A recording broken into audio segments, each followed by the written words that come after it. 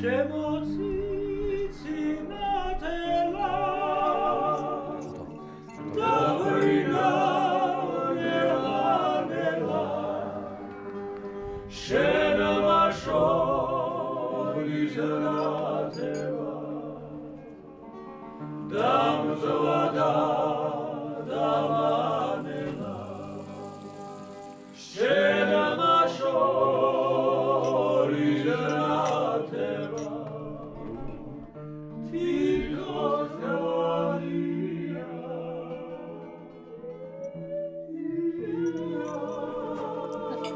Georgia.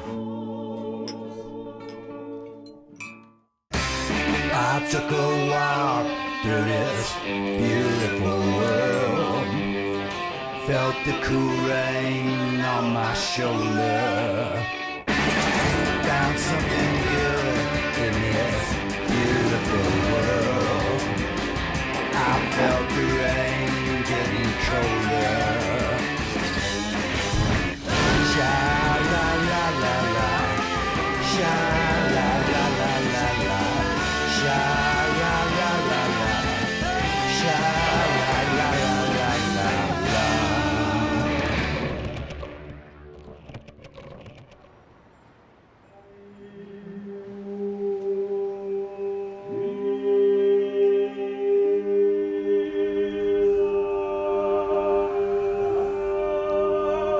Georgia is probably a place you don't know much about.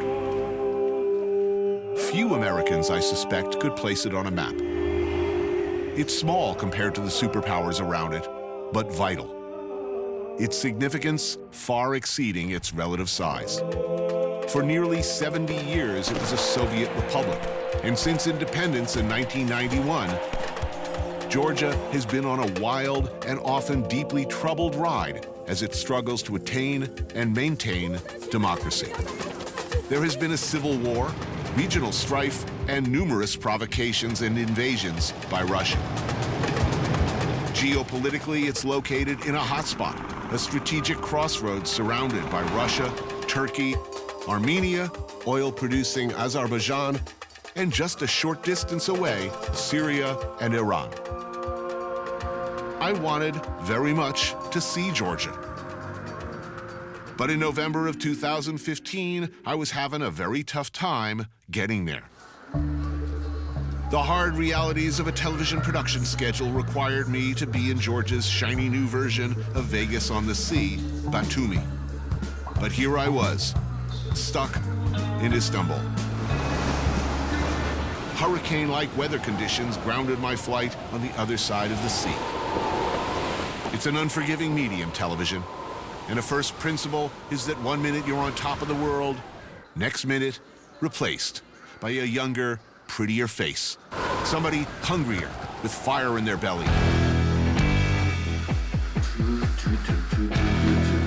Live from Batumi.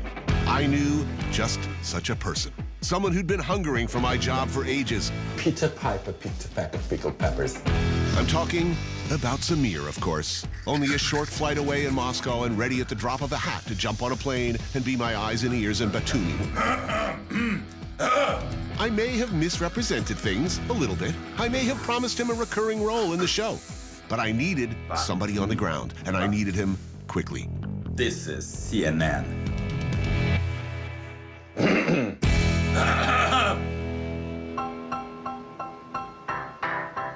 When the producers of the American television program Parts Unknown telephoned me and explained that I wouldn't have to pay for anything I took from the minibar, I was confident this was the break I was waiting for. Maybe this was the glorious future for me in cable news. You go a little bit to your right, Samir. Right, a little more. But just when my plan for becoming next Wolf Blitzer are about to come true, Tony arrives, smashing my hopes on the reef of television broken dreams. Please feel at home, you know. It's like, it's Georgia now, it could be another state, right? Well, how did you get here? Via what route? Luckily, there is a direct flight twice a week, though, from Moscow to Batumi. 2.5 hours, that's all? Yeah, just... Oh. All right, what are we drinking, Samir? This is the important question.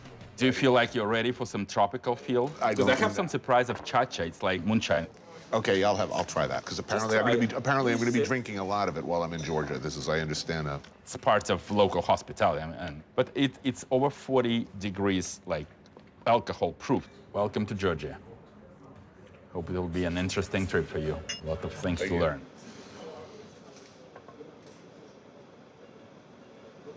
If we were to go to a casino tonight, for instance, What do you think? what is your game of choice? Poker? Yes, maybe. Or Blackjack? roulette, yeah.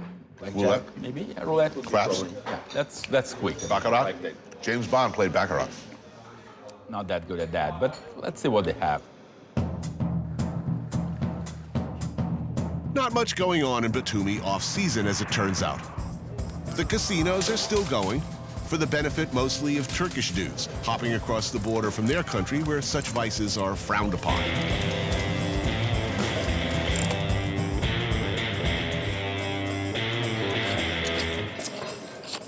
17, 9, 14, too many. 16, 19, blackjack, stand up. Brutal. Tough day at the office. Anybody? There's that great philosopher, Wesley Snipes, what he said. Always bet on black. Going all in, Samir. Okay. Come on back. Come on back. Yes. It's a good start, Tony. Let it ride. Run, rabbit, run.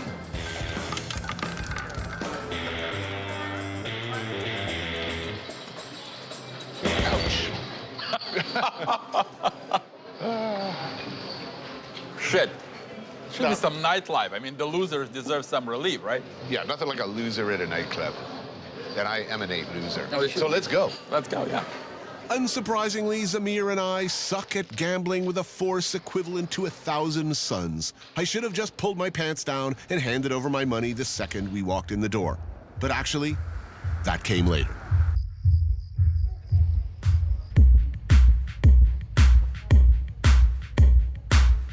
I'm mesmerized by this bowl of electronic snakes. Ooh, they're changing colors. Either that or I have a brain hemorrhage. No, change the colors. Everything's fine.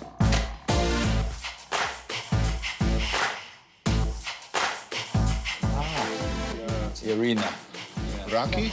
Rocky? Da, Rocky. Too rocky.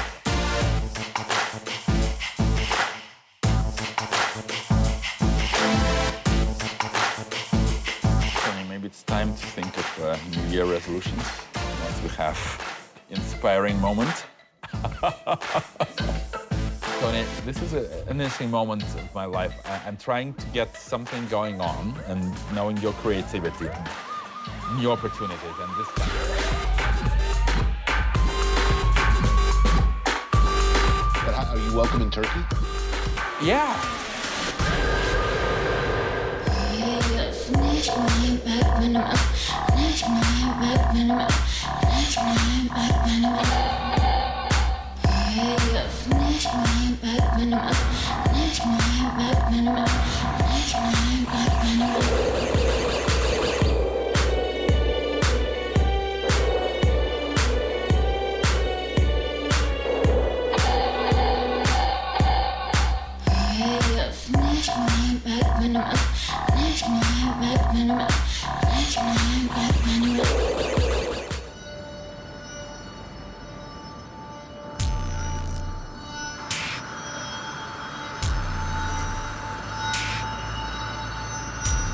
Batumi in daytime is a strange-looking place. Not exactly forlorn off-season, just odd. A mix of what are obviously big dreams and current realities. What is going on here? They're building everywhere. Commercial and residential properties rising up out of the ground every few yards. It goes on and on. I meet up with Zabir at Sazandari, one of the city's older, more traditional joints. Tony, how are you feeling? Like something crawled inside my head, defecated, and then died. Listen, I think we're getting old. Kidding? Though you're looking very svelte, I have to say. I'm impressed. You must be kidding me. You look good up on that pole. Well, listen, if we are on the blacklist again, I think that's the end of my career, but, you know. It was a brief but magnificent pole dancing career, I can tell you. You went out in a flame of glory. I wasn't prepared that they're so Puritan kind of, you know, country, and that people are kind of, you know, I thought they had some sense of humor, but... Hair of the dog. Yeah.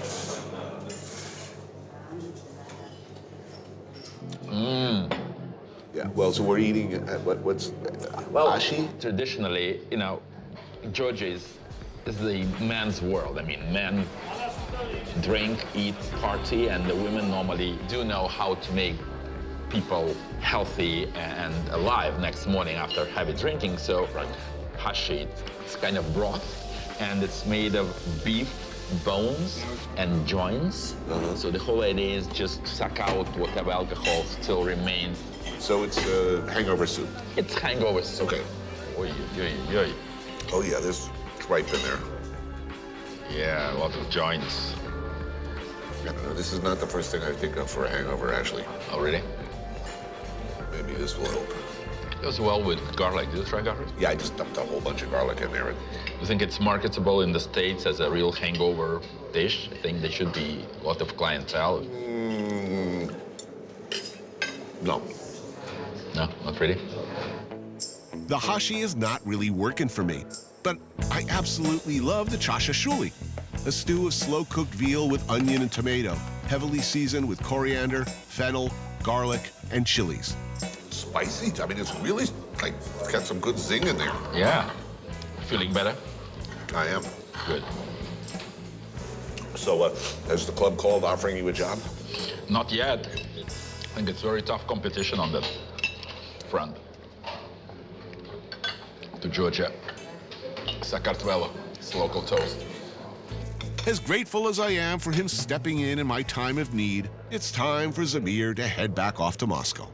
I ain't no fool. The man clearly wants my job. Tbilisi, in the eastern part of the country, is Georgia's capital city, and it's very different in every respect from Batumi's off-season amusement park vibe.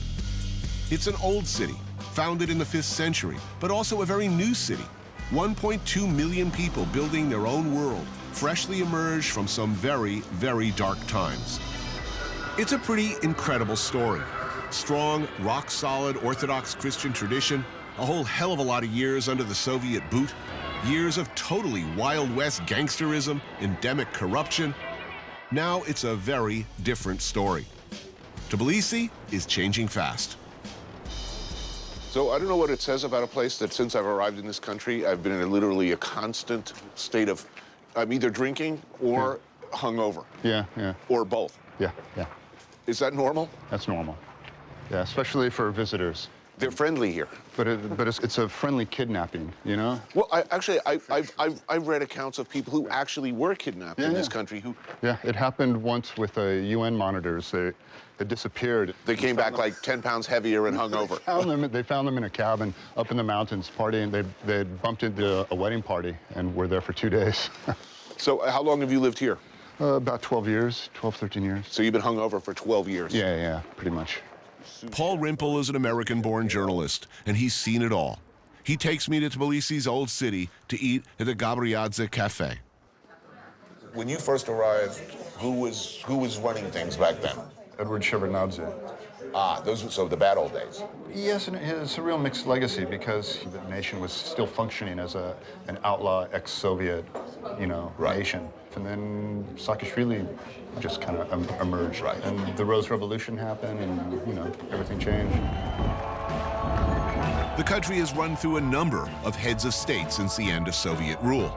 First was former Minister of Foreign Affairs to the Soviet Union, Edward Shevardnadze, who was ousted in 2003. But to get a handle on Georgia today, you must understand the importance of one man, Mikhail Saakashvili. After Shevardnadze, he was elected president in 2004 and began to change everything. Misha, as everybody knew him, transformed the country. And by making friends in the West, in Europe and the US, he gained a lot of attention, both good and bad. In 2013, though, he was ousted by the Georgia Dream Party, who are still in power today. Most Americans watching this show will have a hard time even locating Georgia on a map. Yeah. What do you think people need to know about this country? Two things in Georgia that are untouchable. The church, don't mess with the church, and don't mess with Georgian food. Don't mess with Georgian food. Yeah. Don't mess with the church. Okay, I get it. Mm-hmm. But to the food, why? Because it's tradition. Don't mess with tradition.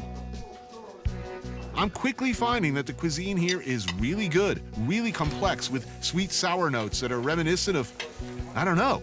I just know it feels hauntingly familiar yet utterly new and delicious. Salad with orange, almonds, and honey. Grilled lamb ribs with pomegranate sauce. Slices of fried eggplant wrapped around a walnut filling. And shik maruli, chicken slow baked in an oven and then simmered in garlic and milk. That's good. And Georgians will tell you there's no alcoholics in Georgia. No alcoholics. Right? Do you believe that? Absolutely not. How do I get out of drinking? How do I avoid chugging chacha? Say you have a heart condition. A heart condition. Yeah. Nothing short of that will help. No. Jeez.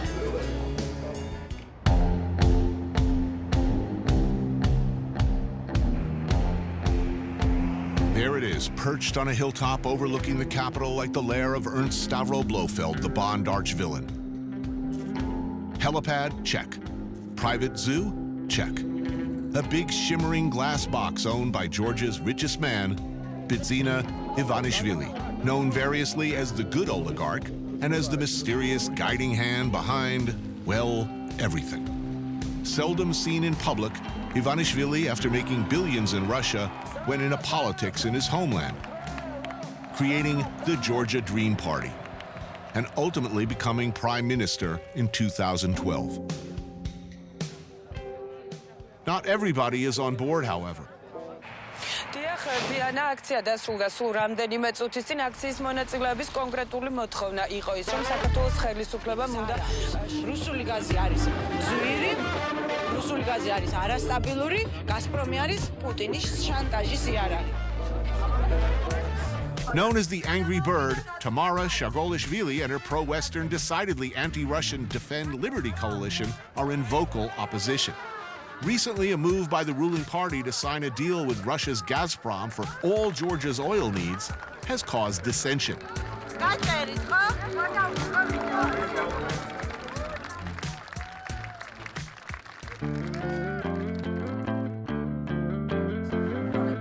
We meet at Sofia Melnikova's, a much-loved bistro for the most loved, perhaps most iconic Georgian dish, khinkali.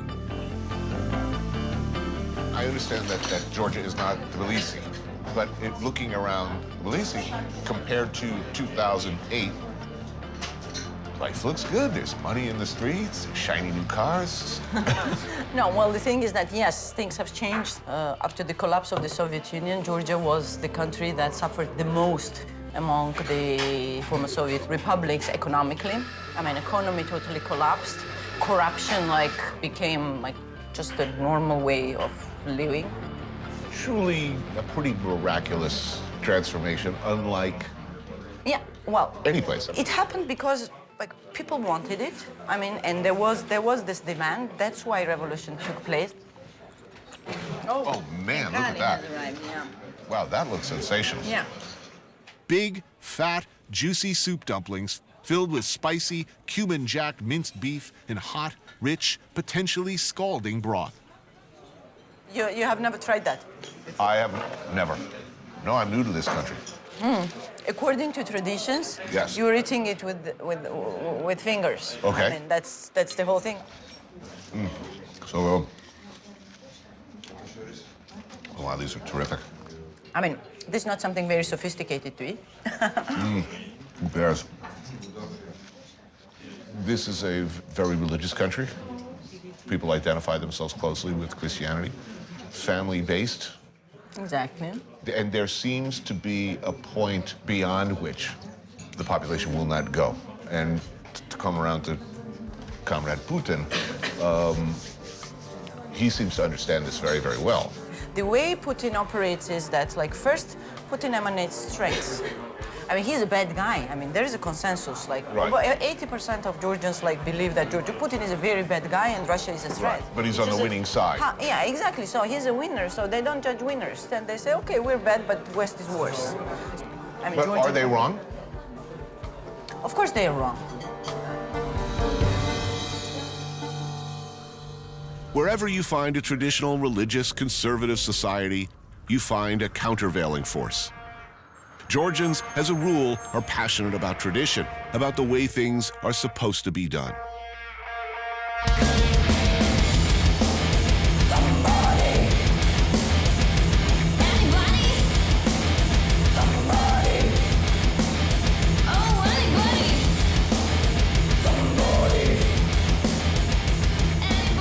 But that doesn't mean there aren't rebels here. People pushing hard against the status quo. Daring creative souls like Chef Takuna Gachecheladze. At Culinarium, she's taking to extremes the notion that Georgian food is in fact a fusion of all the past influences of the many forces who've made their way and forced their way through the tiny country. She's focused on the next generation. Something that was said to me early on, what I need to know about Georgians. Don't speak badly of religion and don't mess with the food. For me, without innovation, tradition will die.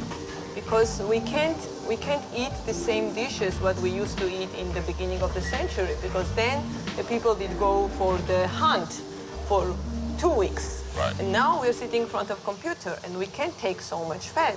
It needs some lighter version of it. And I'm trying to modernize Georgian cooking. So I think you're hungry, so now we have to cook.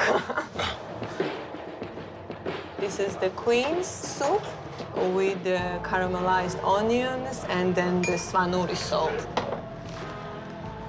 Really good. It's very good for hangover. Oh, good, that's good, because I have a hangover. Eat some more soup. Like this all day. And then we're gonna drink cha-cha and you don't gonna have a hangover at all. On my way to a new one. This is Georgia, you know, you have a hangover, you're day. curing yourself every day, and then next day you still have a hangover, and then you're curing Oh my yourself. God. I mean, I'm an amateur. I think we have to do the one shot. It's gonna help you, and it's gonna help me. Why not? Why? And some wild trout tartare. That's delicious. So when you first started departing from the classics, what was the reaction from people? What do you think? It was big, like controversial.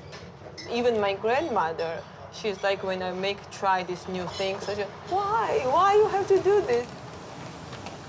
And this is the very popular dish, chakapuli. And then from love of chakapuli, I'm trying to make people eat mussels, because the mussel is not very popular. Beautiful mussels, too. Yeah, we have very good mussels. So we need now one more shot. So. Are there some Georgian dishes that should never change? I always feeling very strongly to preserving original dishes. It's good to have this original version, Right. but I'm giving the other option to do something new. In my vision, it's always to have a choice. Look, it's a beautiful city. The countryside is fantastic. The people are nice, and the food is really extraordinary. Really, really, really something special.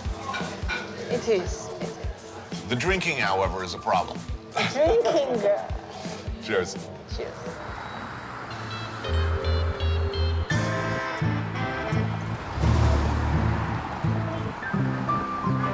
Tbilisi is one thing. An increasingly modern city, smart cafes, boutique hotels, shops, galleries, the inevitable spoor of hipsters. But outside the city, it's not so different than it always was. Agrarian, traditional, things done the way they've always been done, the way it's believed they should be done, until you reach the bizarro world along the border.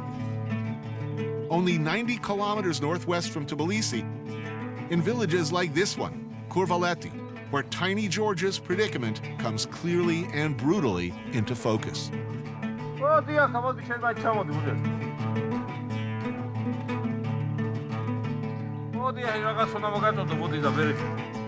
Over there, the Russian-controlled breakaway region, formerly Georgian, of South Ossetia. The Russians took it in a 5-day war in 2008. It's Russia now. This side of the wire is, at this precise moment anyway, Georgia. But who knows? The border has been known to inch forward unpredictably, often in the dead of night, to the point that families have gone to sleep in Georgia and woken to find themselves living in Russia, swallowed up overnight. Before 2008, Kurvaleti was home to more than 60 families. Today, just 9 families are left hanging on. So that cow is in South Ossetia, both of them. There was a story, actually, on that an old lady basically woke up and her cow appeared to be on the other side of the fence because they did it during the night. Right. And so she would walk up every morning and would milk her through the fence to get her milk. It can be that bad, yeah. Journalist and fixer Dima Bitsuleman covered the war here 7 years ago and continues to report from the region. So, like, that house... They had the misfortune to go to sleep in Georgia and wake up in Russia. Exactly. But look at this. You see this? This is where the Russians sit. And that is the base, probably communication base. So they're probably now watching us. And the sign says, attention, state border. So that's something that appeared recently. Thoughtfully in English. The main problem to me is that we're like a couple of kilometers away from the highway. Moving this border and blocking this highway would stop all the activity in the country, basically. So right now, the Caspian oil and gas go through Georgia, and that's the only route. Right. Except Russia, I mean, bypassing Russia. There's an implied threat, you know? That's the main You're saying, thing. if I can do this, I can certainly go all the way right down to the highway, at which point... Basically, there's a pipeline just here. So this is really a hand around your throat. Absolutely. Every day. That's why every 50 meters, or even meter, which may be not that important for the whole country, like short-term economic point of view, it doesn't matter, right? But in terms of political threat, every meter is another step towards a catastrophe.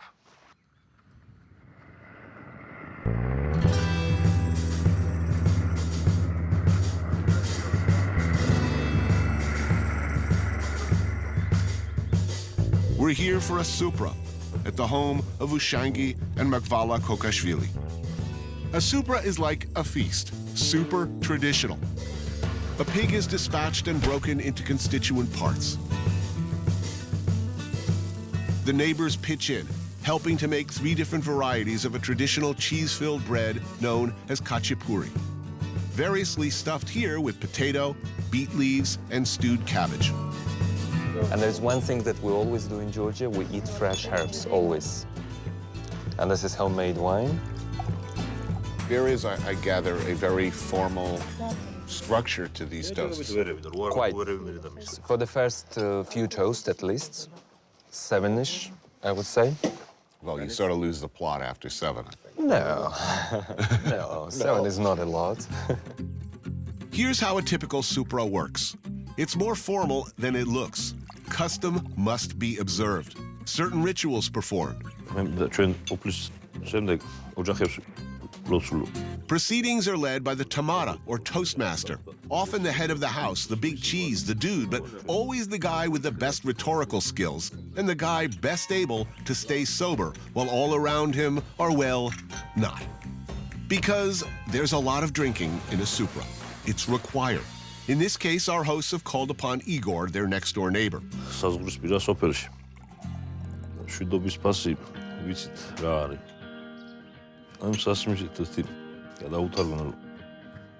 After each toast, your glass of wine, or cha-cha, God forbid, must, and I mean must, be drained completely and refilled to the rim.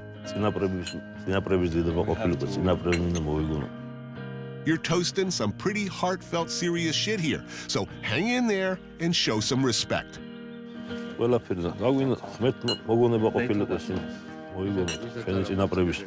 Which is tough, because the drink receptacles can grow larger as the toasts progress. To like this horn, for instance, which is used because you can't, even if you wanted to, put it down anything less than empty, because it'll like pour all over the table. So drink up.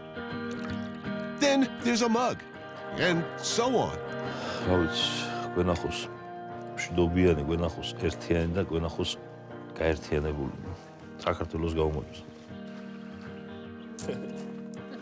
To Georgia.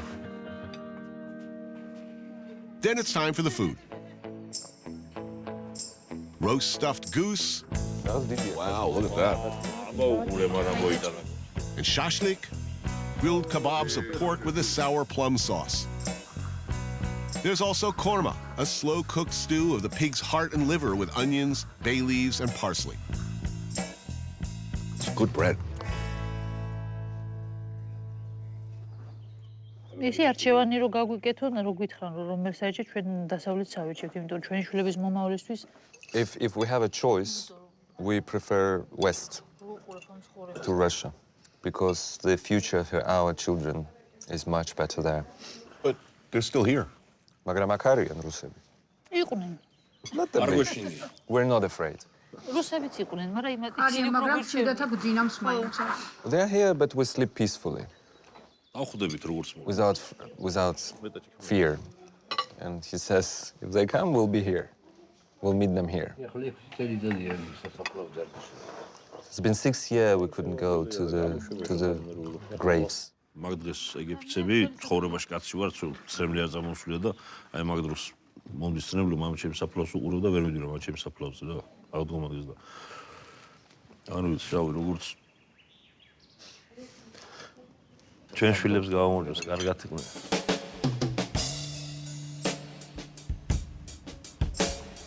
შენ შვილს დავლოცავ, ერთმა დიდხანს გიცოცხლოს და ჯანმრთელობა მისცესკო და ძალიან აი შენ შვილს გავამოწევს.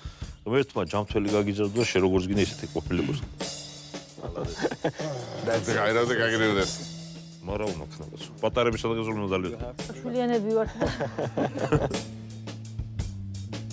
პატარების სადღაც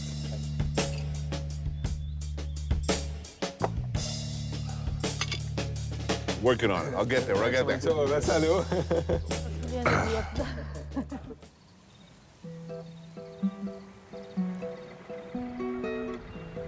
The wine region of Georgia is called Kakheti, a beautiful area east of Tbilisi made up of foothills and valleys below the Caucasus Mountains. In the hilltop village of Signagi, there's a well-known restaurant called Pheasant's Tears. The chef is a local guy, Gia Rokashvili, who works with what's from the area. Nothing too fancy, but always soulful and delicious, and always served with local wines. I like to show off my country. You know, I want to sometimes scream, look, this is my country, come and visit. And maybe it's part of my culture, part of my personality. Yeah, we are just proud of our country. Now, you should know this about me and the people I work with. We don't like working with officials. We avoid tourist boards, official advisors, government employees. We certainly don't hang out with ministers of the countries we're shooting in, who always have an agenda and always want to skew our perspective on our subject.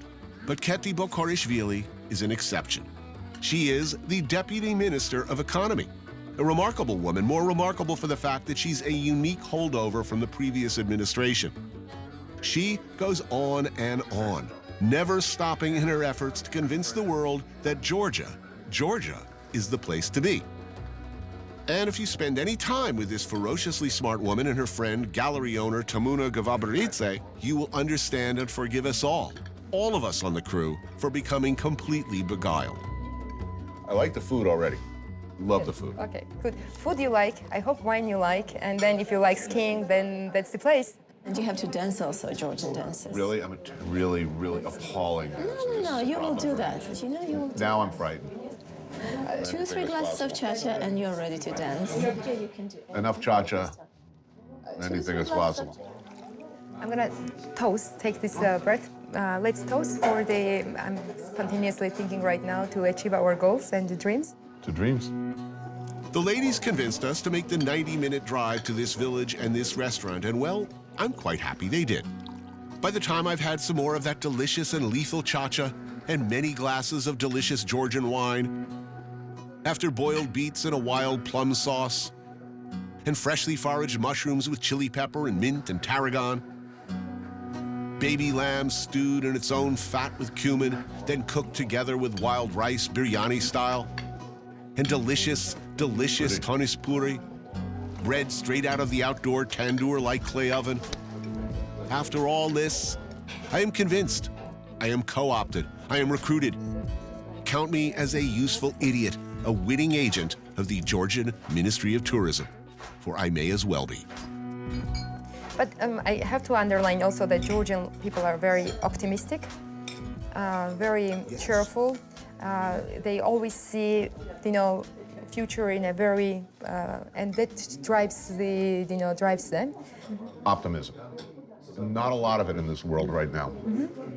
I visit a lot of countries. People are unusually helpful and friendly here. How shall I put this? People are really good looking here. I mean, Okay, look at us. It is it's the sort of thing you notice. Do you know how you look like? No. The director, American. Oh, David Lynch? Really? He has better hair. I'm so happy that he says that he likes Georgia. Really, Why would I not? You're becoming a Georgian, be careful.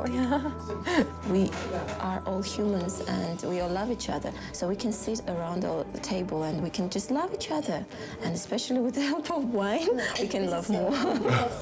Georgians also like to drink for peace, because peace was so important in our lives. So I think we need to change freedom. To freedom. So, Tony, now it's your turn to say the toast. To this extraordinary place that has managed, against all odds, to endure all these years against so many powerful forces. To two magnificent women. Thank you.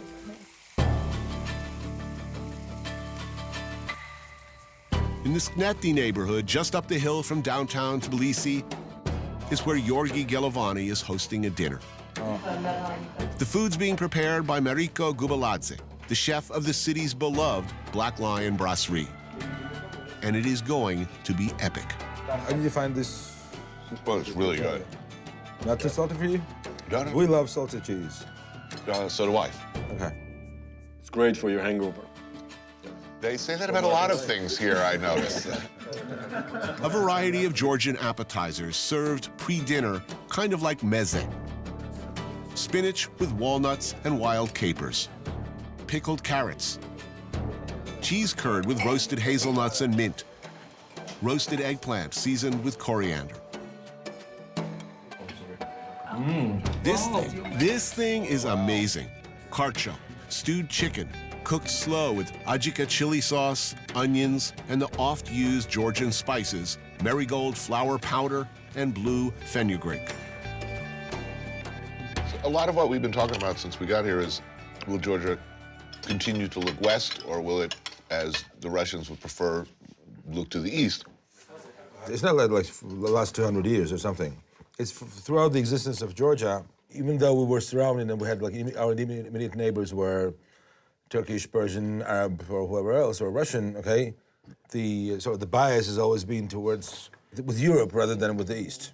We believe that we were part of that culture, however distant we might have actually been. By regional standards, people don't lower their voices here when they give their opinion, more or less. Okay? It is as... We never did. That's it.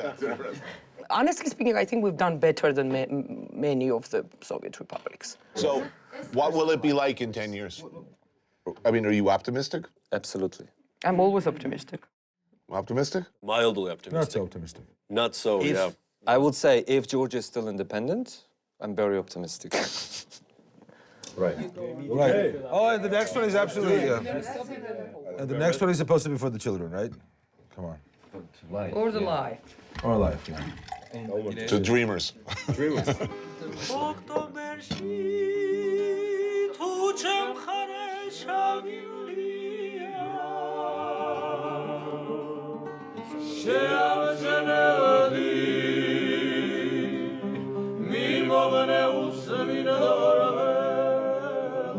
Polyphonic songs are pure Georgian.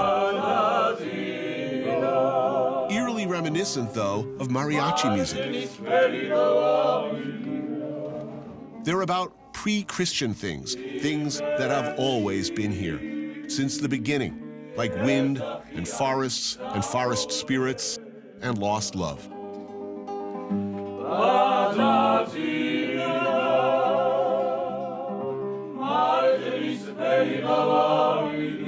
Hauntingly beautiful and otherworldly, kind of like Georgia.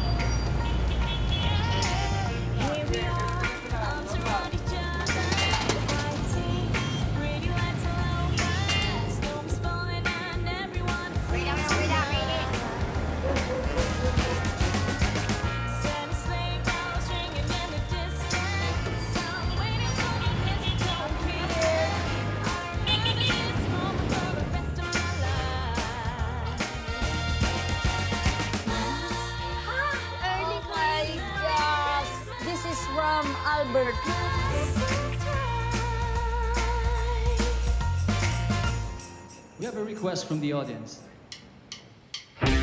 Naglakbay ako sa ating magandang mundo. Nadamang maraming sa balikan. Nakita ang ganda ng aking mundo. Halina't tumayo muna rito.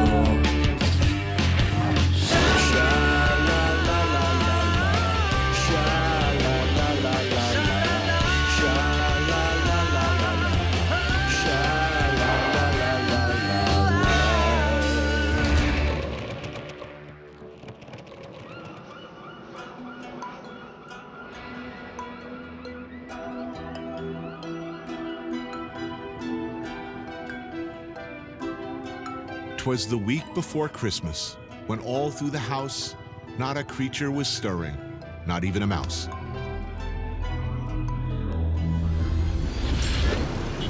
Actually, that's not true at all. Metro Manila, bustling, sprawling Southeast Asian capital of the Philippines, home to somewhere between 12 to 20 million people, the world's most densely populated city.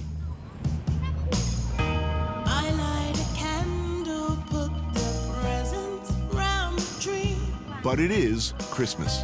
The sound of carols fills the air. A twinkly, festive wonderland where the mostly Catholic population take their holiday season very seriously. Hello! Christmas! Because Filipinos are, for reasons I have yet to figure out, probably the most giving of all people on the planet. Hello! Think I'm talking shit? Keep watching.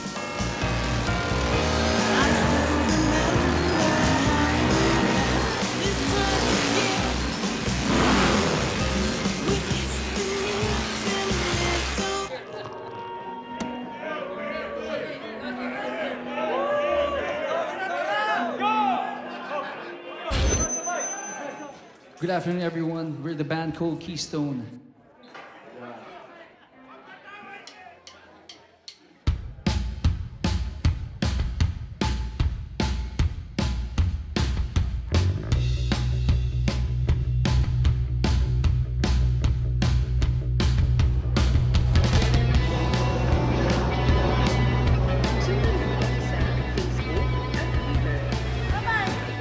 OFW stands for Overseas Filipino Worker, and they are one of the Philippines' largest and most important exports. People. Go abroad, make money, improve the quality of life for the whole family. All over the world, the Philippines sends architects, doctors, construction workers, nurses, housekeepers, nannies. The entire Filipino economy relies heavily on the money sent back by more than 10 million OFWs, roughly $30 billion a year, or about 10% of the nation's GDP. Until recently, after domestic workers, the largest category of OFWs were musicians. Like Filipino cover bands. They're everywhere. On cruise ships, in hotel lobbies, bars, and of course, in Manila, where the competition is fierce and the penalties for not getting a beloved biker favorite like, I don't know, Billy Idol, can be severe.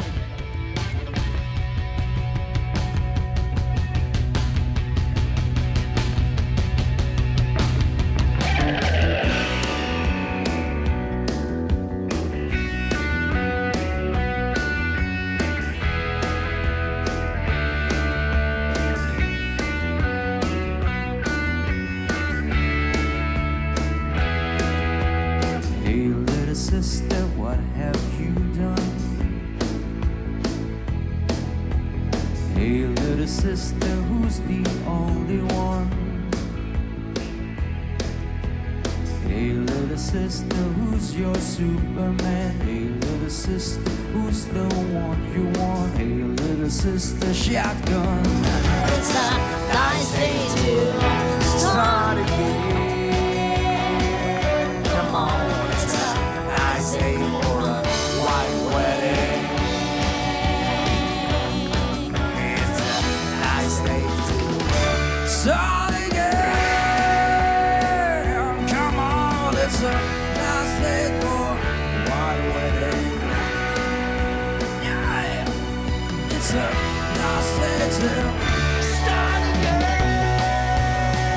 Know this, pampered rock and roll stars. At any given moment, somewhere in the Philippines, there is at least one person, and probably many more, who can step in and do your act better than you. And after only a couple of hours practice.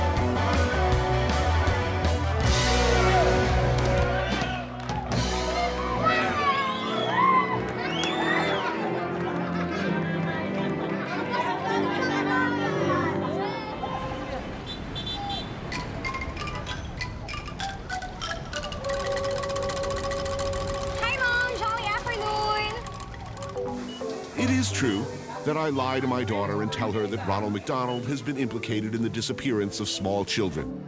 That I sneer at fast food, revile it at every opportunity. But I am also a hypocrite, because to me, Filipino chain Jollibee is the wackiest, jolliest place on earth. Thank you. Hi, sir. Hello, hi. Good afternoon. Could I have a Jolly spaghetti with the hot dogs on it, right? Yes, sir. Okay. Also, chicken joy. Thank you. Sir. Jolly afternoon. Welcome to Jollibee. There are over 900 of these things all over the 7,000 plus Philippine islands, and a whole lot more internationally, wherever there are homesick Filipinos. There's a Jollibee in New Jersey, by the way. Nagyayaya ang ngiti, di na nga mapakali. Halika na, tara na, doon na nga ang punta. Labas lahat ng ngipin, sumagbida ang saya. Dito tayo, kung saan bida ang bata. Sa Jollibee na tayo, mas matunog, mas masaya. Sa Jollibee na tayo, wala nang iba. Sa Jollibee, bida ang saya. Bida ang saya. Bida ang saya. I hate mascots. You know they fart in those suits. Oh yeah, chicken and spaghetti, and not just any spaghetti. I think it's like sweet banana, ketchup-y stuff with hot dogs. That spaghetti's deranged, yet strangely alluring. Oh, it's not a burger. It's rice. Wait, eat it in a piece? Wait, pour sinister brown sauce? I don't know what it's for. Oh, that's awesome. That's what you do with the brown stuff. I hate myself. Hi, Mom. Jolly afternoon. Did I mention it's Christmas? The 7,000 plus islands that make up the Philippines rank #1, according to internet scienticians, when it comes to celebrating the jolliest time of year. Holiday cheer begins a full 100 days before the 25th of December, which means there's a lot to do in this town, especially if you like crashing other people's parties. All right, party start. Welcome to the 7 Continents Travel and Tours Corporate Christmas Party, held in the fabulous banquet room of the downtown Pearl Garden Hotel. Outstanding.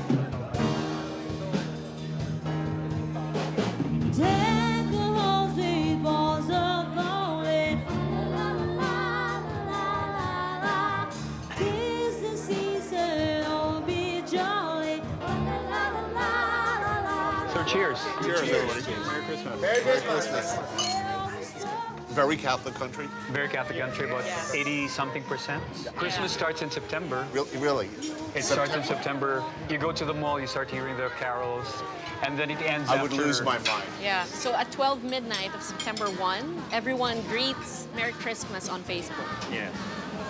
It's a lechon on the menu, I believe. Yes. I have very fond memories of the last time I had lechon in the Philippines. In fact, not to kiss your ass, but it is the finest pig I've ever had. Amazing. Providing these babies to holiday parties is big business. And standards here, where pork is king and the lechon the best in the world, very, very high. Today, our little friend is prepared the old-school way. Turns slowly on a spit over coals for hours. Oh, delicious, delicious lechon.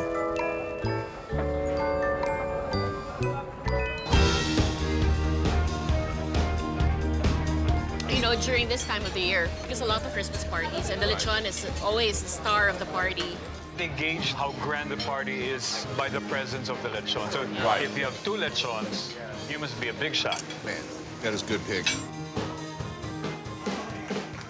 So, my name is Jimmy Villesa. I'm the HR director. And I'm also the happiness guru of the Philippines. So we have to be happy. The season is to be jolly.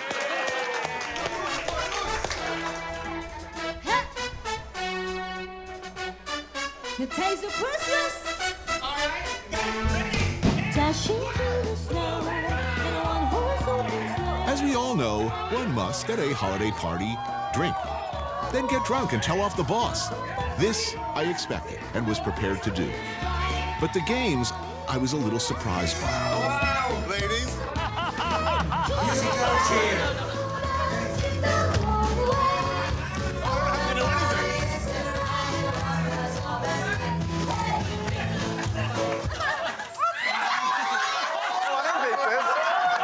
Then, if I remember correctly, I totally kicked ass at a game of drunken musical chairs.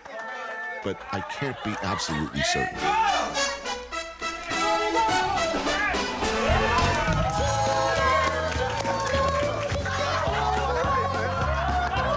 I told them I was Bob from accounting. Damn, girl. When they find out, things could get awkward.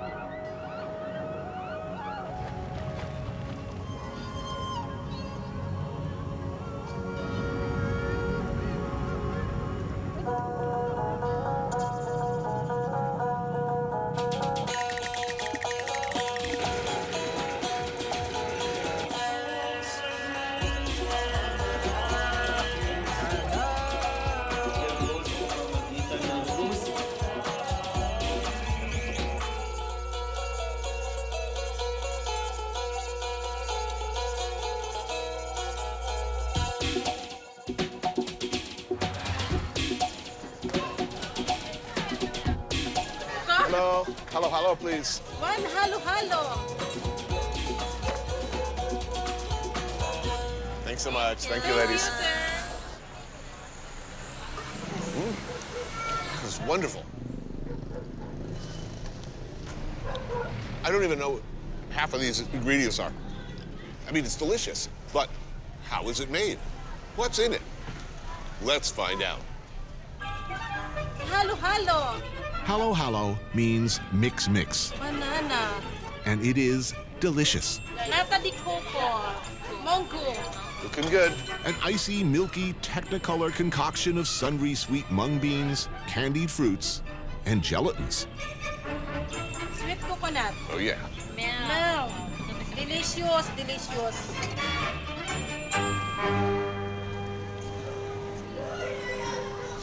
This is a wonderful creation. It's got that kind of like, I feel like the Fruit Loops marinate in the milk for a while. The milk kind of tastes like this. Yeah, you want one? Thank you. That's okay. Very satisfying. Yeah, I recommend it.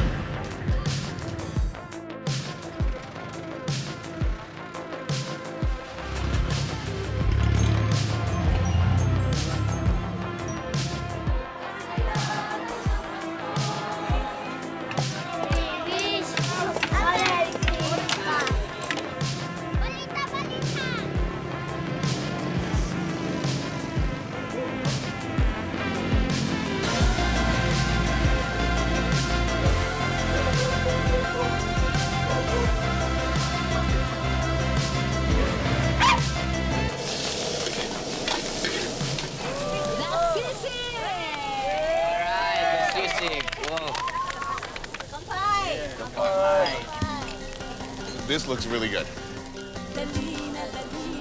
Night in Metro Manila, and I'm ready for my single favorite Filipino street food. Possibly the best thing you could ever eat with a cold beer. I'm talking, of course, about sisig. Hot, sizzling pig face with a runny egg on top, and bitch, you better act somebody because nothing is getting in between me and this spicy, chewy, fatty goodness. Just mix it up and go? Exactly. Yes. Yes. There's a lot of sisig restaurant here, but here's one is the best. This is really, really good. This evening's dining companions, cover band, Regatta. Jingle bells, jingle all the way. You may remember them from such epic office Christmas parties as last night's.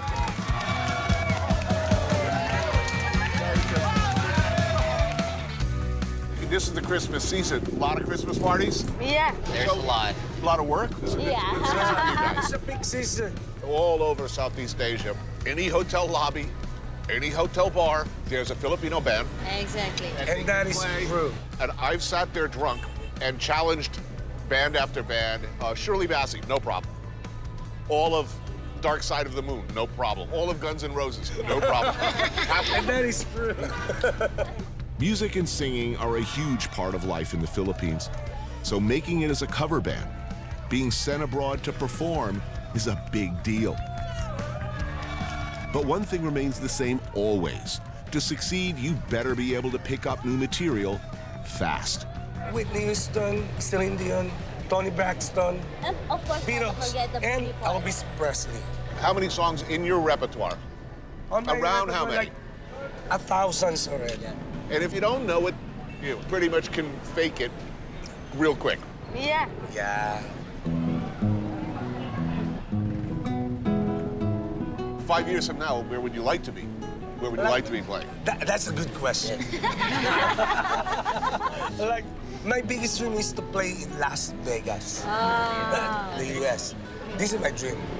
When we get to the dream, you know, playing at Las Vegas, we want to play first. When we got there, we are the champions. If we get there.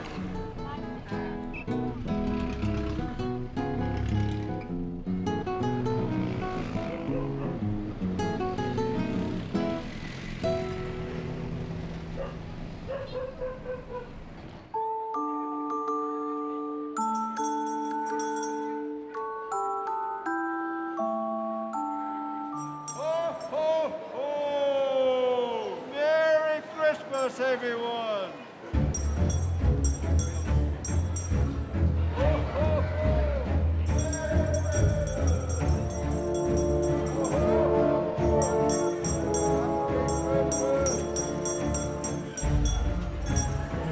Merry Christmas, everyone!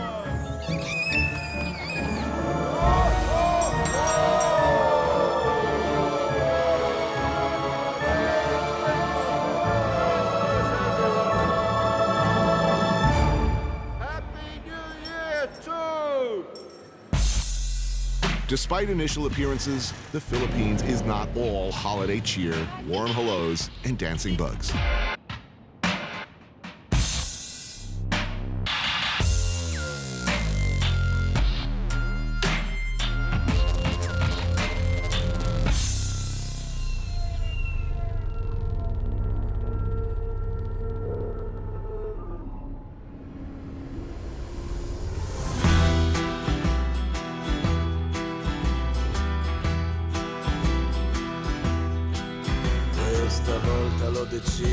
The Filipino national martial art, Kali, is among the most brutal, the most remorseless defense systems going. It was developed to deal with some very harsh realities and a very tough, very bloody history. 3 centuries of brutal Spanish colonial rule. Invasion by the Japanese. Near the end of World War II, American forces bombed Manila, pretty much leveling the city. Ferdinand and Imelda Marcos's extravagantly corrupt regime. Martial law.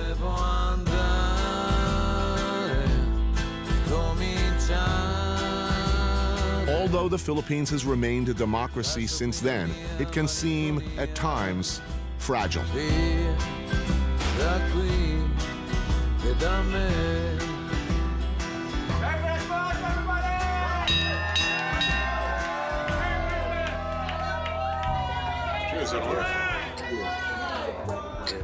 Now, you're both photojournalists. Yep. Based out of Manila? Yeah, me. Mark lives in Mindanao. Mindanao. Now, does a journalist need to carry a firearm in this country?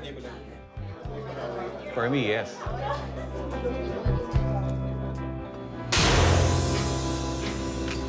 In the Philippines, a press badge is no defense, particularly in the south of the country, where Mark Navales lives and works.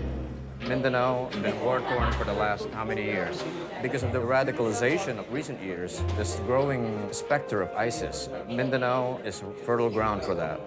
Now, traditionally, the argument against journalists arming themselves is that journalists have always been able to portray themselves as non-combatants.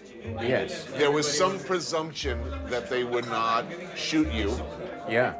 But these days, people seem to not make that distinction. Yes, dating back to the Marcos years even. Since 1992, 77 journalists were killed. Politics here can be deadly.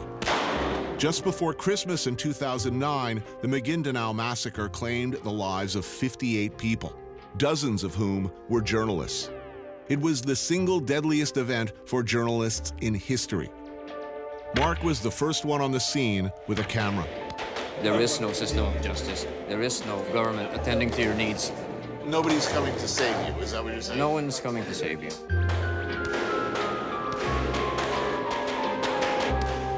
You know, I have my family, I have my small kids.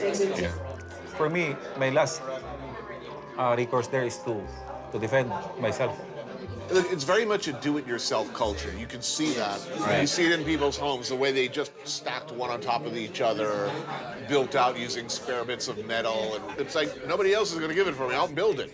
Right. I'll make it myself. Right.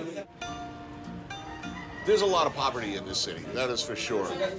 But there's not a sense of hopelessness or rage. You know, they decorate. You know, they may not have much, but they decorate. Yes, they sweep the street. There's still a sense of humble ownership, in the sense of this is my home and it's going to be safe, it's going to be fine.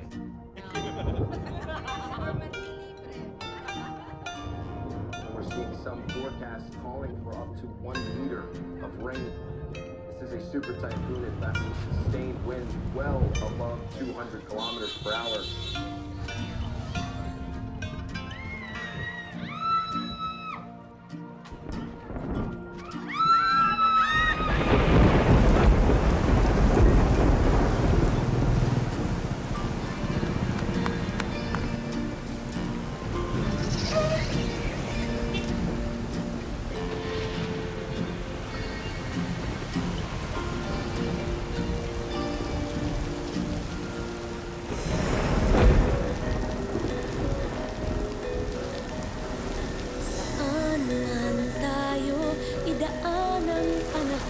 In any metropolis, you find all the good and the bad in the world. Manila, being bigger than most, has plenty of both. Yet this is a nation of 7,000 islands, and I really wanted to see at least one more of them. But I learned about something Filipinos are only too familiar with: the typhoon. So it looks like it's going to be Christmas in the city.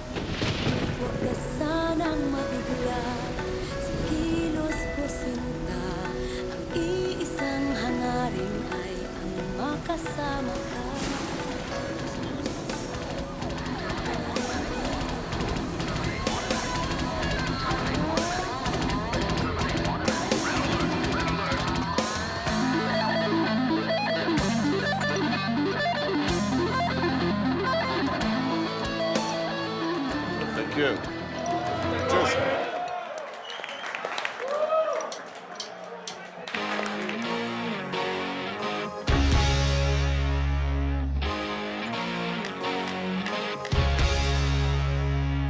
I never meant to be so bad to you. One thing I said that I would never do. But look from you and I would fall from grace.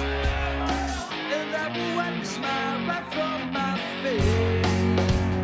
'Cause it's the heat of the moment. Telling me what your heart meant.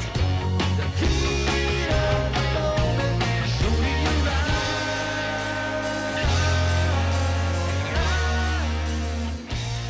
Name of the band is? Keystone. Keystone. Yes. How long have you been playing together? Around 5 years. 5 years. 5 years. All right, guys, here we Awesome. go. Hey. A double's in the house. Yes. Looking pretty. Thank you, thank you. As one does, I dragooned the band Keystone in a lunch, assuming, correctly as it turned out, that one of these young punks would know how to make a good adobo. Is there a single authentic adobo recipe, or does everybody do it differently? Everyone would stake claim to having the best adobo, but the basic ingredients, I think, will remain the same. So it's garlic, pork. We can now add the chicken, vinegar, peppercorns, bay leaf, soy sauce.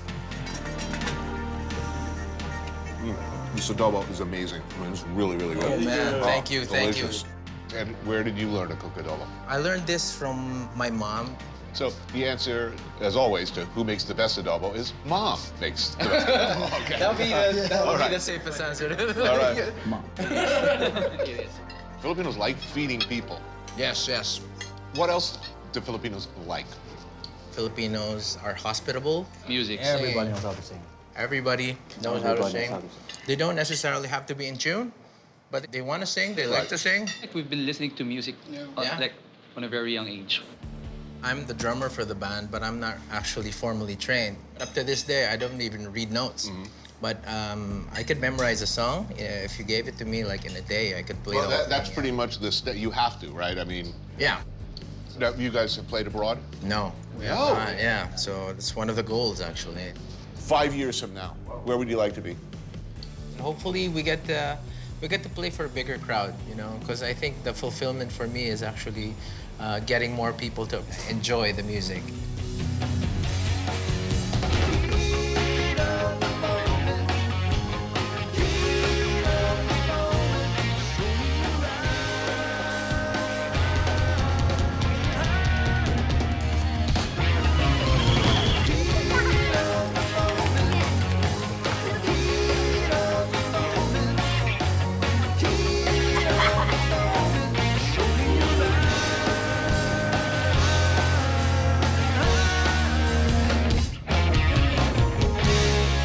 Thanks so much. We're at Keystone.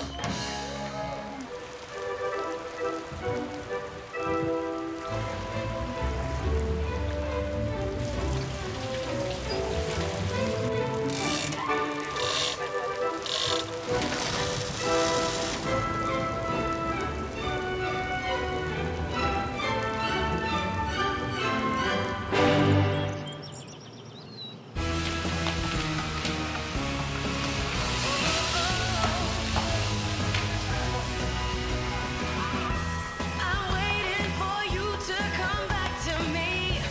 I'm hoping you make it home early. The scene is all set for the evening. If Santa came now, will he never be leaving? Filipinos speak about home with immense pride and love.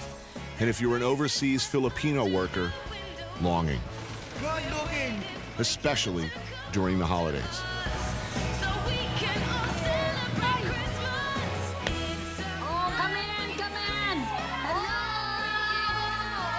Merry Christmas. God bless you. Hi. It's always, always about family in the Philippines, or anywhere you find Filipinos. For Christmas, of course, everybody, those who can anyway, gets together. Like family matriarch Aurora and her daughter Annalyn, Okay, Annalyn, you're a big help. and Amy and Ruben, her adopted children. Amy, can you hand me that Bailey? Wow, it smells so good. Also cousins, nieces, nephews, grandchildren, even some great-grandchildren.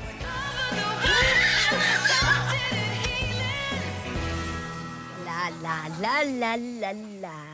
I love cooking. I really love cooking. Kari-kari is one of the favorite of the Filipino people. And to make a kari-kari, I use tripes and I put the oxtail on the pressure cooker. Wow, wow, wow. Now the peanut butter. Here, the peanut butter mother. Peanut butter, please. No more, no more. Now, the banana blossom. The eggplant. The eggplant. Oh, holy night, the stars are brightly shining. Here is the kari-kari. I hope everybody will enjoy this. Okay, it's time to eat.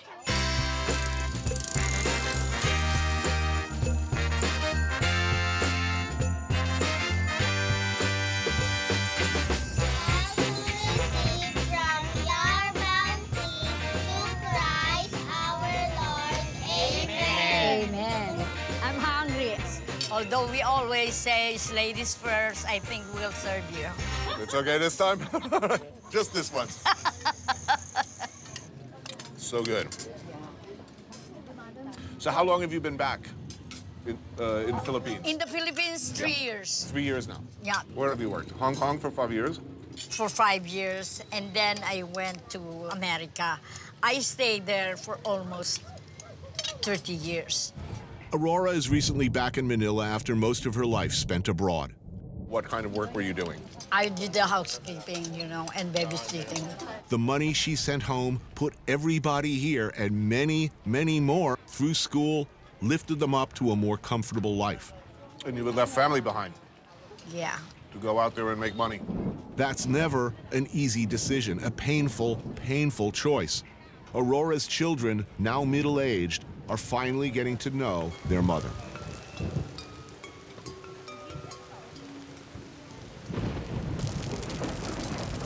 Okay. Bring in the food inside.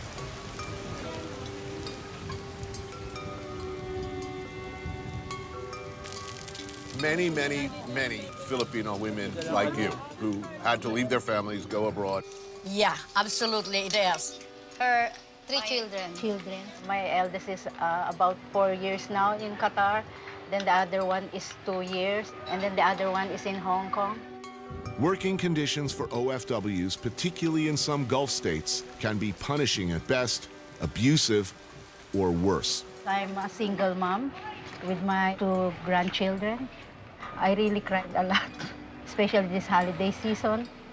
Still, due to lack of opportunity at home, many Filipinos have little choice but to go somewhere far away. Find a job, money. But hopefully, in a few years, you think they come back? Yes. Yeah, I hope really so. ask them to go home because I'm not getting younger anymore. I need them with my side. I tell them several times they call me up, please get home soon. I need you.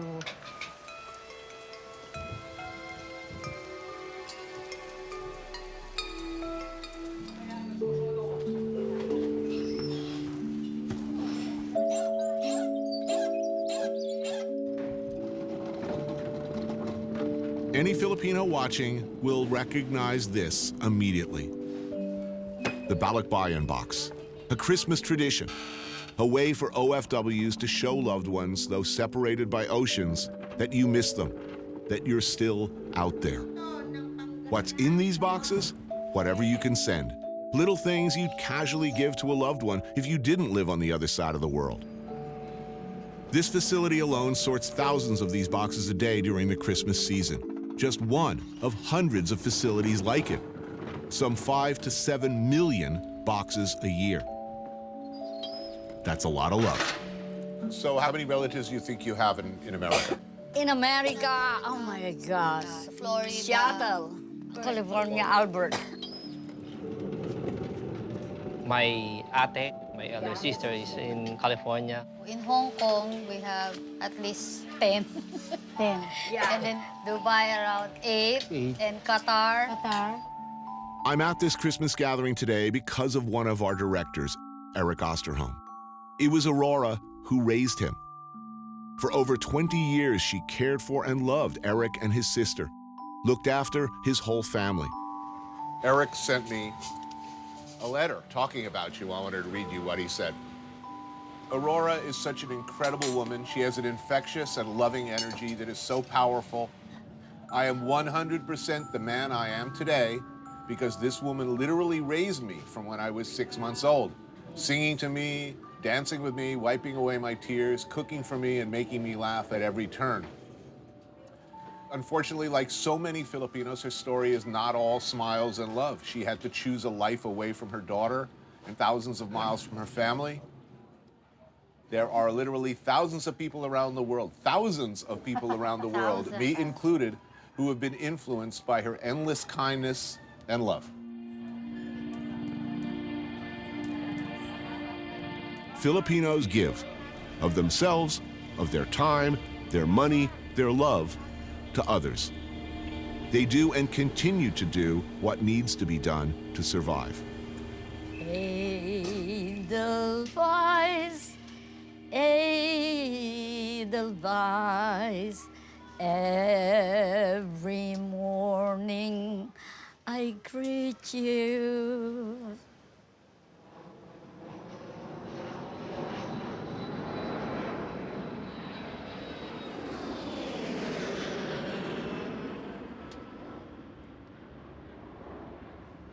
Small and white, clean and bright, bless my homeland forever.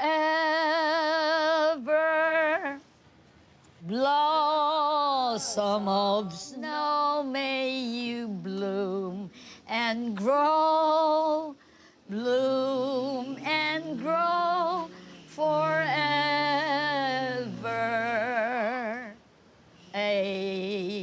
Edelweiss, Edelweiss, bless my homeland forever.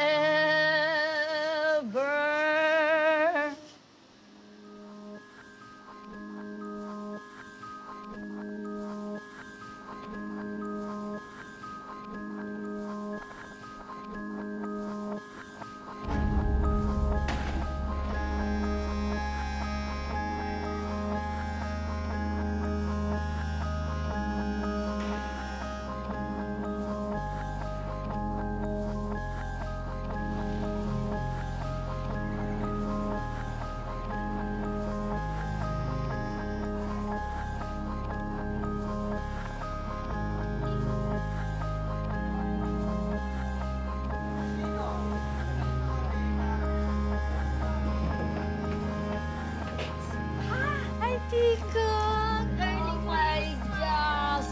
Oh, this is from Alberta. Oh my gosh. Oh my gosh.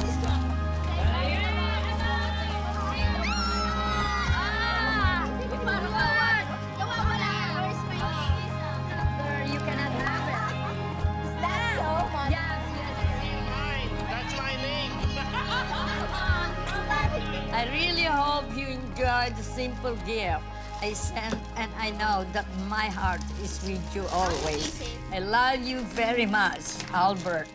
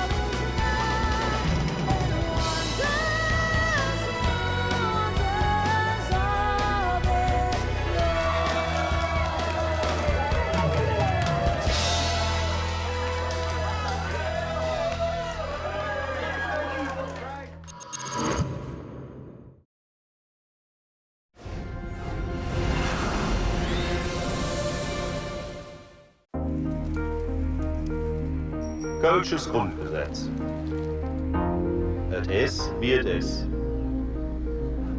Et gut wie et gut. Et het noch immer Jod hier. Hat fort is fort. Et blieb nix wie et war. Kennen wir nicht, brauchen wir nicht, fort damit. Was willst du machen?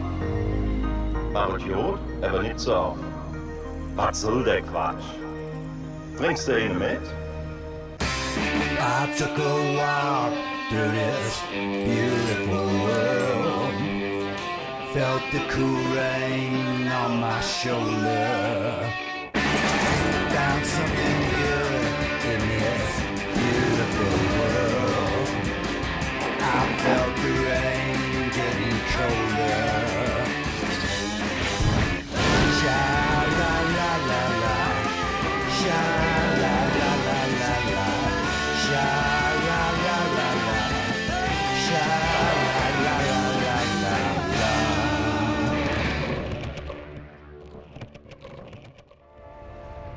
They say, and by they I mean people from around here, that Cologne is an ugly city.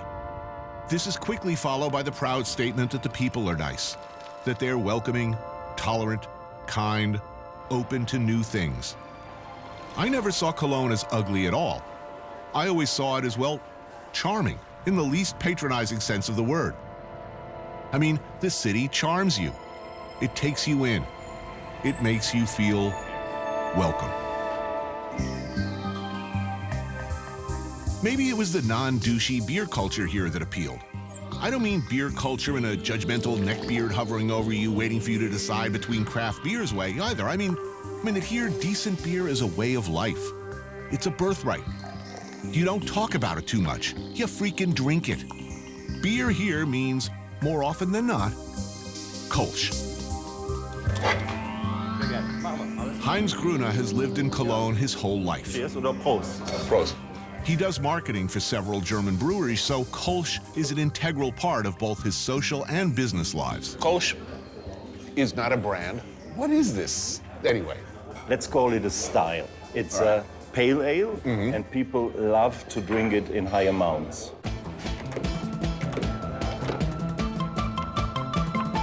Malzmühle Brewery has been slinging beer non-stop for the last 150 years. Democratic, utilitarian, welcoming to all people with a powerful thirst. I love the whole style, the little glasses. Is this unique to Cologne? Other regions of Germany, you won't find such small glasses. Right. They start with 03 to 05. To the giant. Yeah. You know, if you have a giant thing of beer, it's like piss warm by the time you get down to the bottom. Right. But here, it's necessary because it is not very carbonated, and the foam disappears in minutes. There are guys who drink it in one sip. I'm not sure of the exact blood absorption rate of alcohol, but I would think that if you're hammering these things back, it's hitting your bloodstream at the perfect rate. Maybe we have to name them alcoholic, but they are accustomed to it.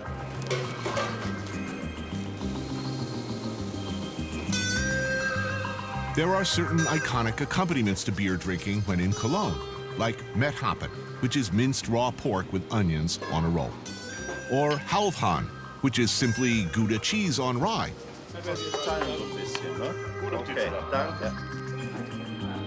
This is really good. Now you see how it goes, no? You get a coach without ordering. I don't like this custom, though. I don't want to know how many beers I've had. But he has to know.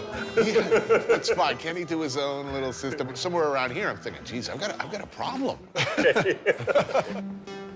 It's when the Himmel und Ed, or heaven and earth, hits the table that I start getting deep into my happy zone.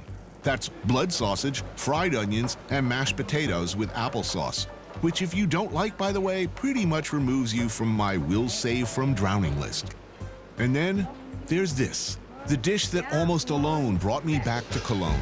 It was sweet, sweet memories of this Stegosaurus-sized shank of cured pork, boiled and boiled until it literally falls away from the bones, steaming and moist, a symphony of meat and gelatin and good, good stuff.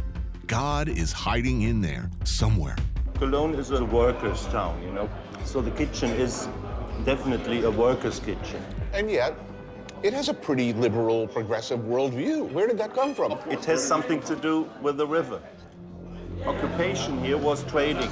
So the Cologne people from the beginning were interested in other people, and they took profit of other people.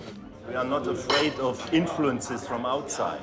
But therefore, it's also important to have some traditions that are lasting for a long time. And one of those would be Kolsch. One of is Kolsch, one of it's a dish, and people know that they can come here and it won't change. This place will not change in the next 200 years.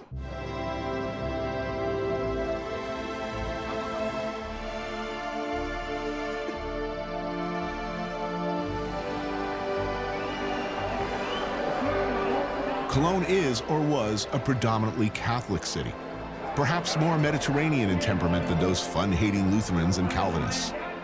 It's Germany's fun zone, and from November to February, Cologners celebrate Carnival. Partying here has a whole season.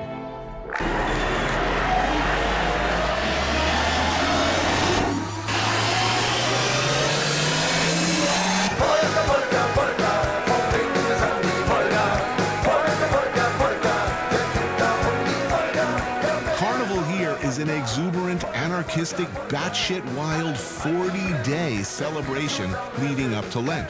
It can be absolute mayhem. My completely rational fear of clowns, mimes, parades, public dancing, and crowds in general really prohibits me from taking part. These days, Brian Jones could come back from the grave for one night only with the Stones, and Janice and Jimmy and Jim, they could all be there. And you know what? I ain't going. But the Coloners, God bless them, they love it.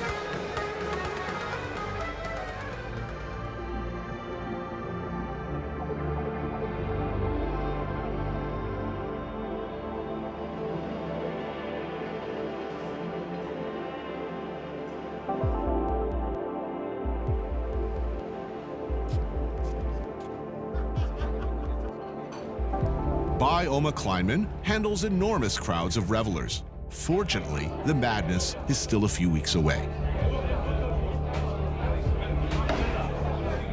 And this is my old friend Tracy, who had the good or bad fortune, depending on how you look at it, to travel and produce shows around the world with me for many years.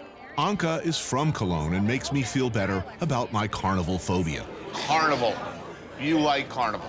I do, and I'm not ashamed to say it. Will jesters and bards and medievally attired pranksters be popping up during my stay here? You're missing out, you really Mimes? No mimes, troubadours, jugglers, human statues. All of them are wearing bonkers costumes and look like shit all day. I don't like it. No, I always get embarrassed about those people. Yeah. I hate carnival. I hate carnival too. Are there parades? Yes. I hate parades. Okay. Are there clowns? You hate clowns. I hate clowns. Okay. Jesters? Yeah, occasionally. Festive attire?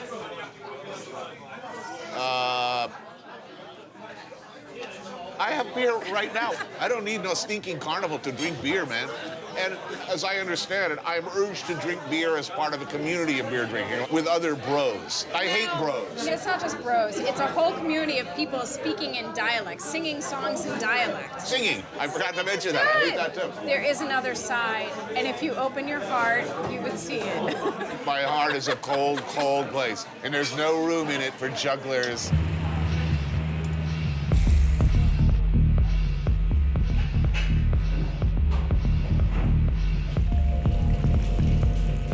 What did you think when you heard that I want to come to Germany and go to Cologne? That's awesome, because Cologne is like the other city in Germany that I can really identify with. It's like I have this love affair with Cologne. I often say that the places I go, there's a pheromonic decision made very quickly. You step outside the airport terminal and you go, and you know right away. There's something about this place that I think I'm going to like. A few weeks ago, a friend of mine from Berlin came to visit me, and after 3 days, he just looked at me and said, Anka, what is this? Why are you all so satisfied? Why are you all so happy? Why are you all so relaxed? And I said, I don't know. Maybe it is because everybody's telling us that our city is ugly and Berlin is the big thing. And maybe we have to show with our hearts that we are good people and that we are having fun. And I think the Kölsch is helping us. For some reason, every time I arrive here, I always feel like somehow that people are more open here to me being American and speaking German. And part of it is this carnival thing. Really? Maybe it's my own self-discovery of like being in another place and finally being accepted, maybe because I'm in costume and they don't know right away that I'm not German. Right, it's kind of like an eyes wide shut kind of a thing.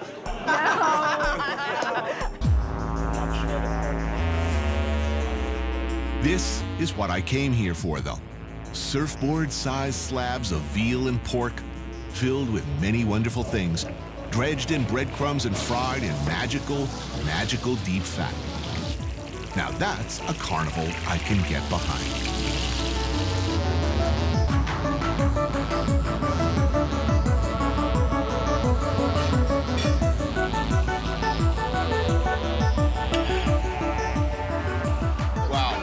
Wow. That is unbelievable.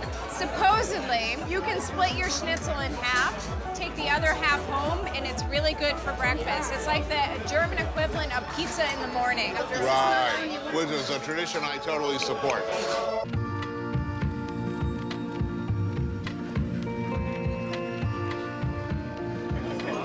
Considering it's a beer drinking culture, at the end of the night, will there be 2 or 3 or 5 or 10 people all hanging out like way past the point that they should have gone home? Or does everybody reach a sensible point of intoxication and say, well, you know what? I'll see you tomorrow. You're forcing beers on us. I didn't order a beer. Another one just keeps coming. Do you know how to make it stop? Face plant into my schnitzel? There's an easier way. You do this. That means, like, I'm done. Yeah, but nobody's doing that. Not yet. I'm not doing that.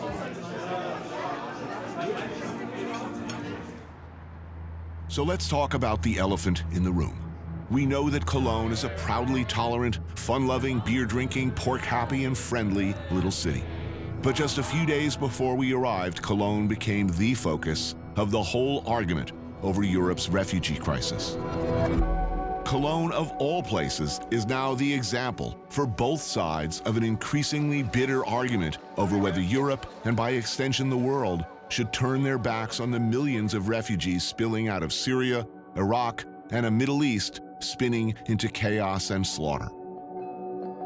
With the bodies of children washing up on Greek beaches and few other countries willing to help, Germany has taken in 1.1 million people fleeing ISIS, Russian and Syrian bombs, and war. One should, I believe, be admired and even celebrated for doing the morally right thing over the probably wise thing.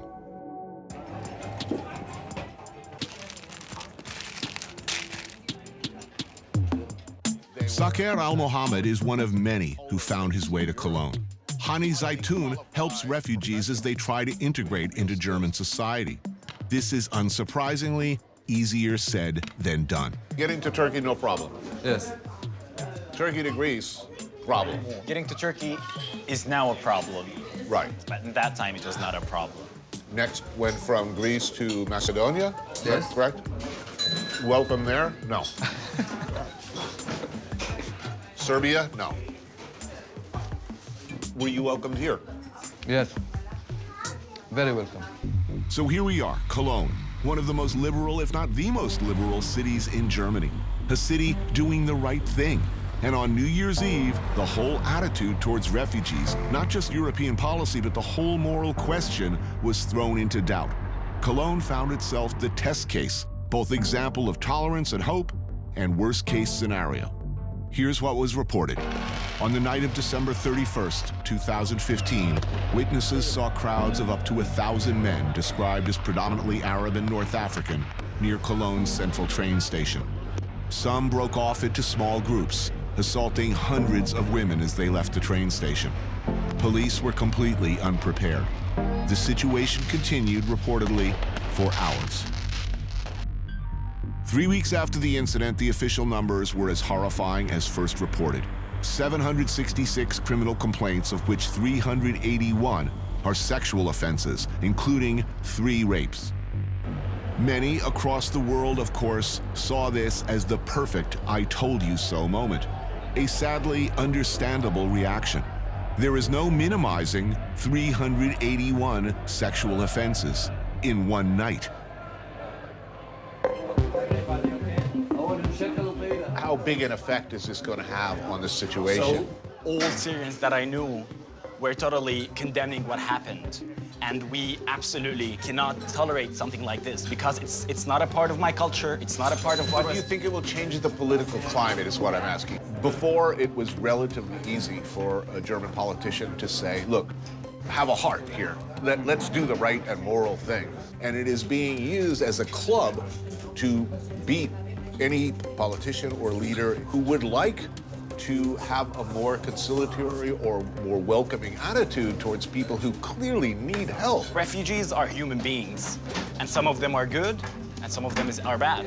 There is 500 refugees who did this, and they're pretty bad. It's the fault of those who did it, but it's not the fault of the refugees.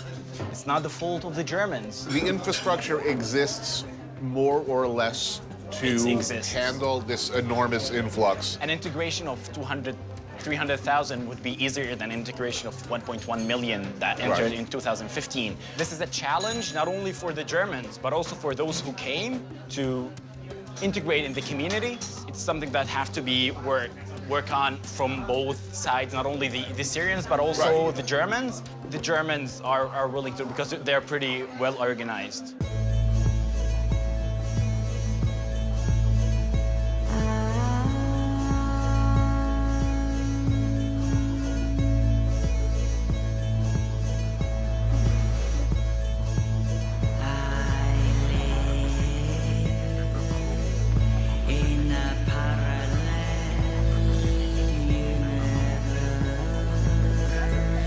Germany and Cologne had reason to believe they could pull this off, absorb all those refugees from a culture very different than their own. Here in Cologne, the Turkish presence is larger than any other in the country. As I understand it, during the 60s, 70s, the German industry essentially recruited, in cooperation with the Turkish government, huge numbers of Turkish workers. Was that the beginning of the sizable Turkish population? Yes, it was. Like my grandfather and my grandmother, they came here in the 70s. My parents, they started to work in a company, like in a wool company. Everybody has almost the same story here in the third generation. Melik Yaprak's grandparents were among the first wave of Turks to arrive in Cologne. And to a great extent nowadays, Turkish food is German food, the way Italian, Eastern European, Jewish, and Chinese have become American food. Rocky to start. Prost. Prost. That brings me back. Yeah. This brings back Istanbul to us. Yeah. When we go there, we have always rakı in the Bosporus, and here, this is like Istanbul feeling for us. Yeah, me too. And meze, spicy mashed vegetables, tzatziki, hummus, beetroot and olive dip, fried eggplant, pastries with feta, meatballs with tomato sauce and mint. Whoa, that looks really pretty. I don't think that you have any problems with spicy. Yeah? No. I like very all right. much. Since you were born here, how Turkish do you feel, and how German do you feel, and when does that equation change? Are there times that you feel like I'm not part of this, or other times you feel, oh, I'm definitely part of this? That's a question I'm thinking about all my life. In my heart, I'm Turkish. In my head, I'm German. I'm glad that my parents wanted to have a good education for me, but still at home, they were Turkish, like Turkish traditions and Turkish thinking. So I was always on both sides. And now I'm adult enough to pick the best ones from both sides. Growing up here as the child of Turkish immigrants, how did you feel at school? You felt German? Yeah. So why do you think Germany's good at that? The Germans are very correct people. They want to have everything on the point. They don't like surprises, so they organize everything before. It's almost a cliche that it's organized. It's not a cliche, it's organized. Grilled minced lamb basted with hot tomato sauce and slathered with melted sheep butter and yogurt. Roast lamb with feta, bulgur, and roasted vegetables. Oh, that's beautiful. Dankeschön. So, if you graduate from university here and choose to live in Cologne, could you afford to live here? Yeah. So it's reasonably affordable. Yeah, but because of the refugee situation, I think living space is becoming less, like everywhere. Do you think this is a pretty town? Most of the people I speak to say, well, you know, we're a very ugly city. Yeah. But I don't think so. I think it's very pretty. Everything was destroyed after the Second World War. Yeah, but it's not the most beautiful city in the world, but it is not an ugly city, I mean, at all. I think I'm more with the ugly city. You think it's ugly? The buildings are new, ugly, gray, like made up after the Second World War. There's only a small old town. Right. I miss old buildings like in Munich. So 20 years from now, will Cologne be the same? I don't know. I don't want to think about it because now it's fine. I love it as it is now. I don't hear that a lot. If you go to San Francisco, Rio, they're pressing problems. Or that the character of the city is changing. The character of the city does not seem to be changing. No, it stays as it is.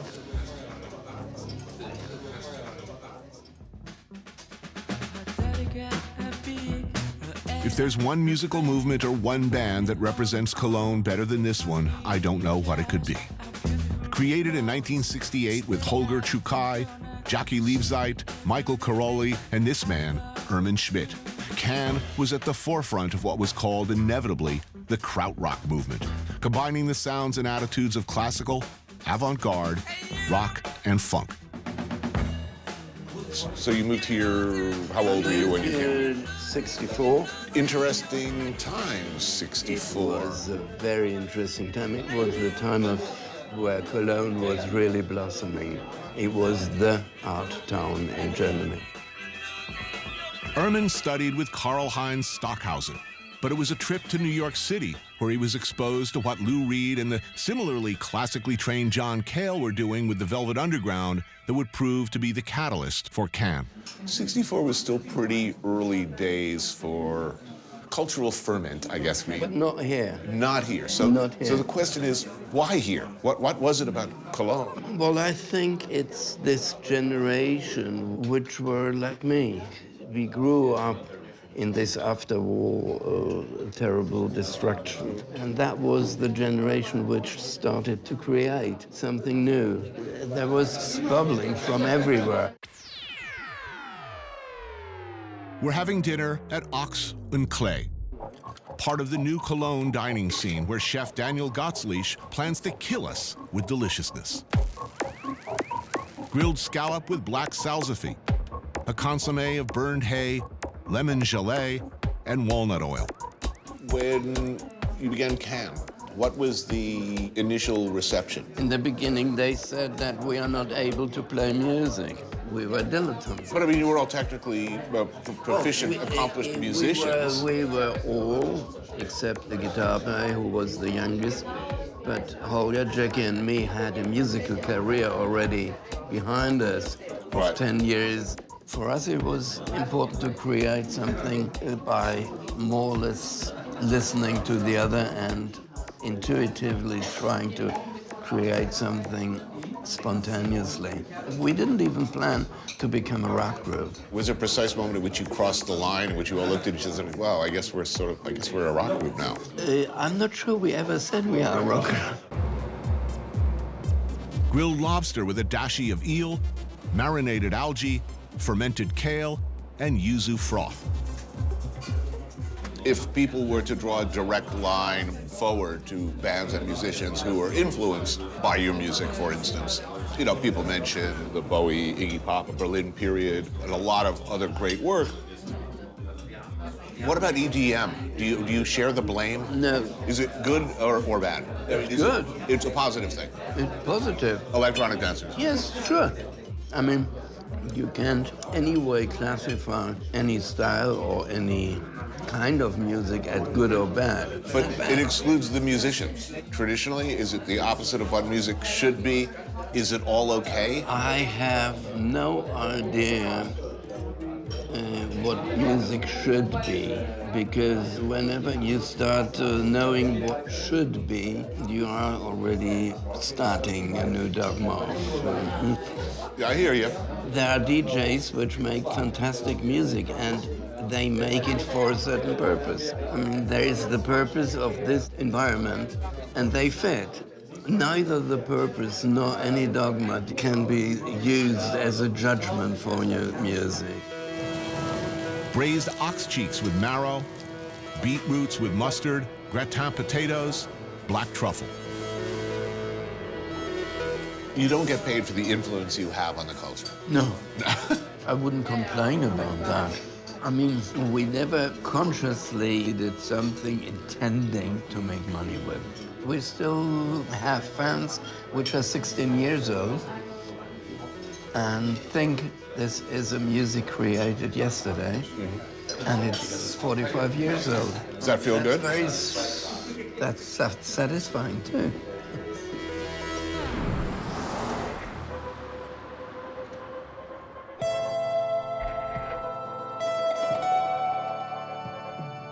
An amazing meal, but you know, the heart wants what the heart wants. And baby, I'll always come back to you. And if history teaches us anything, it's that chefs, no matter how elevated their food, how fine their restaurants, chefs, at the end of a long night, want this: grilled bratwurst with curry. Daniel and his friend Dimitri come here to Freshbud for the bratwurst and spice braten, which is just what you need at this hour. Marinated, rotisseried shoulder of pork. Mayo? Mayo. Oh, yeah. Oh, I feel so ashamed.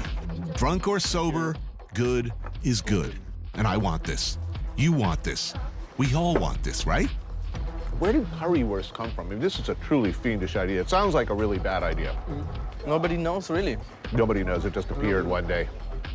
Ordinarily, I'm totally against mayonnaise on fries. Yeah, they don't even ask you sometimes. Really? Just Yeah, they just right put it on there.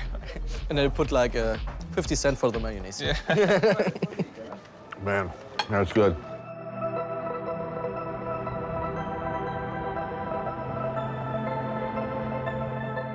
The legend is Cologne is a very accepting of new cultures, accepting of new, obviously, cuisine.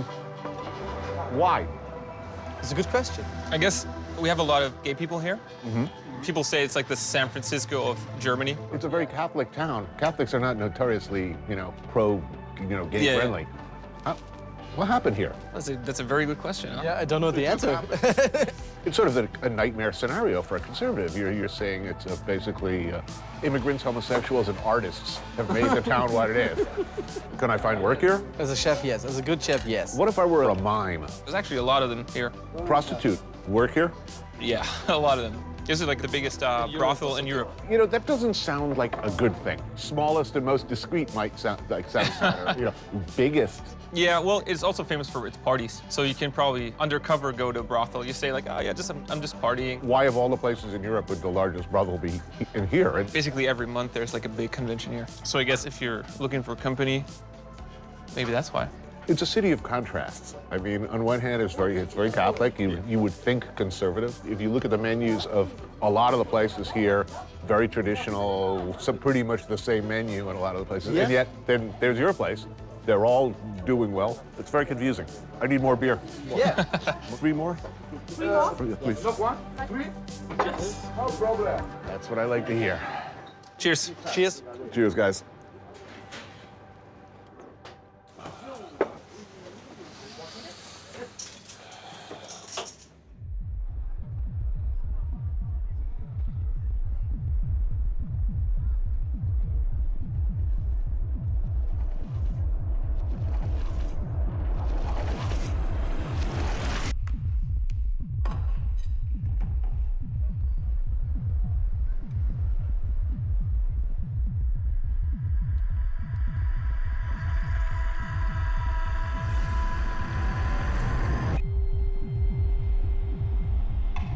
Cologne, you gotta love it.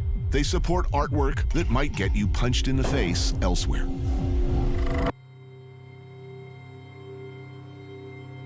Performance artist, painter, and cooking enthusiast René Stessel works and lives here.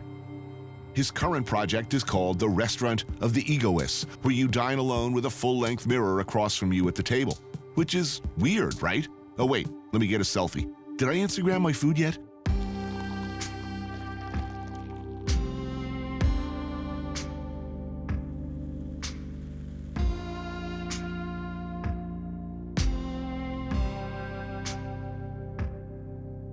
The restaurant of ignorance, it's a question. If egoism, it's a bad thing, or it's also a good thing. I found out, or it's fact that it's also a good thing, because simple example, if you help a guy sitting on the street needs money, you give him the money. You helped him, of course, but you help yourself feeling happy, feeling lucky because you helped another. It's a kind of energy, a kind of engine who makes people helping other people.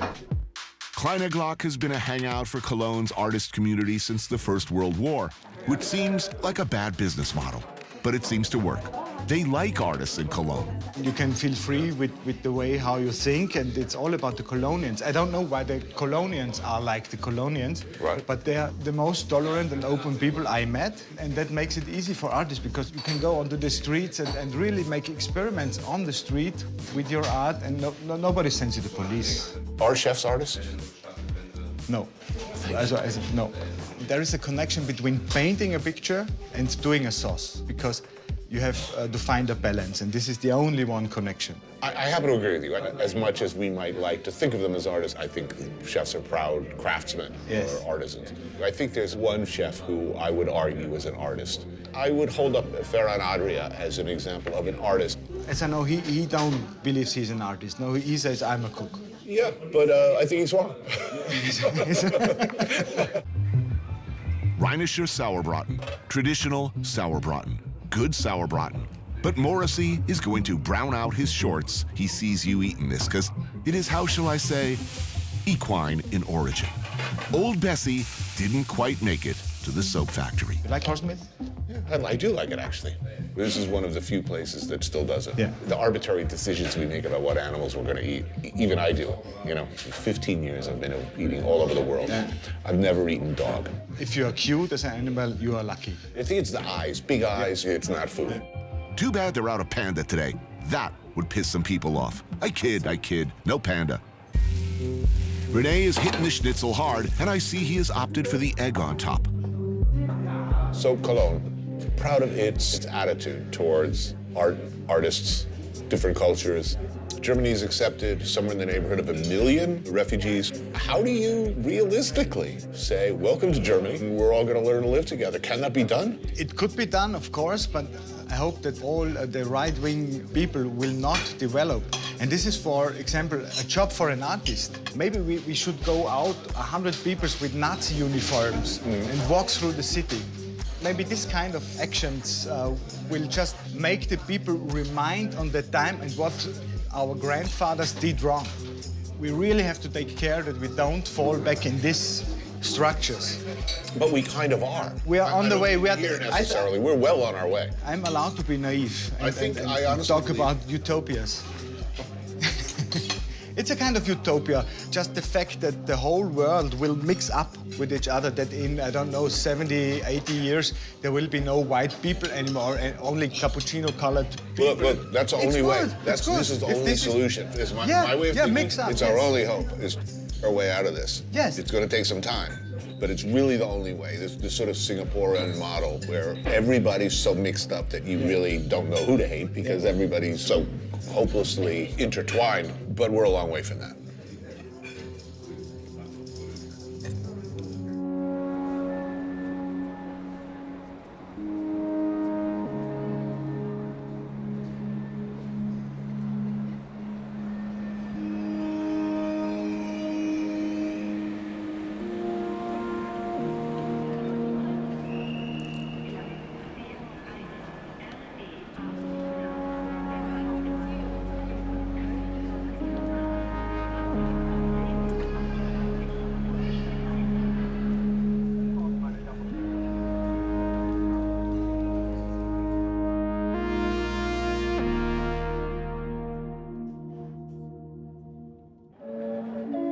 The tortured relationship between Cologne and its sister city, Dusseldorf, is a study in differences.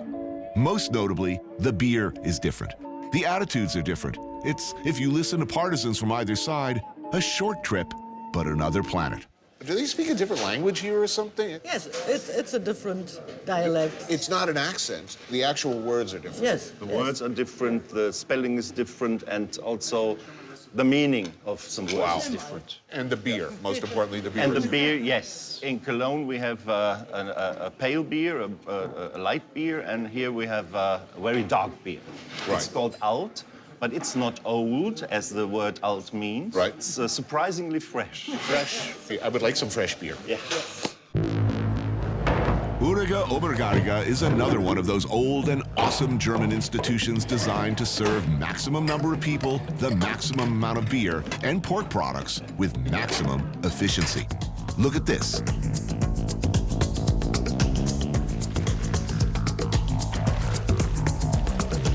Opened in 1862 and able to serve hundreds of people day and night, it's a marvel of orderliness in an uncertain world.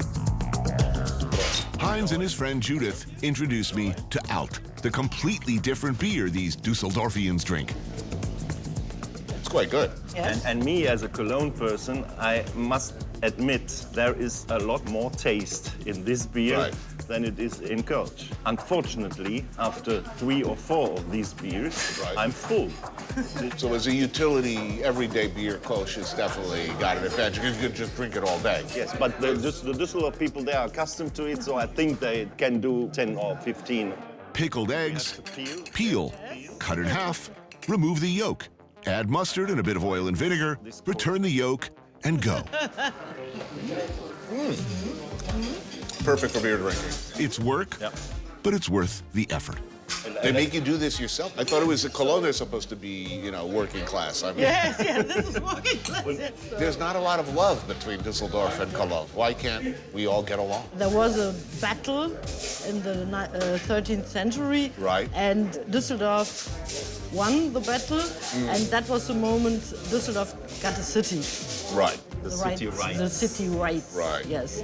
They have a different history, of course. Right. They are a little bit more administration, a little bit posh. Much more posh.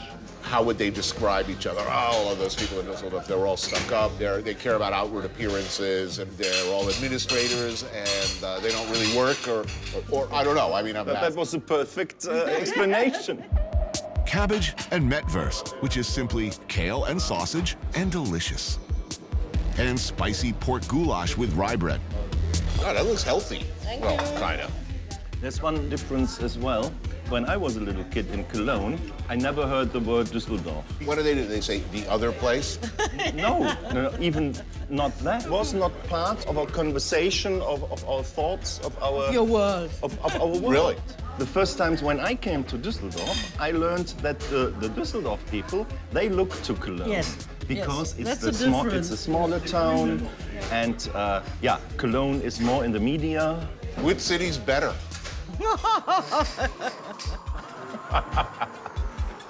Yeah, only one answer, that's true. Cologne, for sure.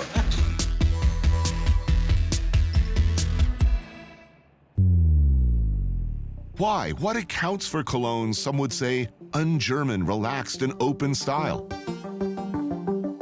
One explanation might be the dead Roman theory.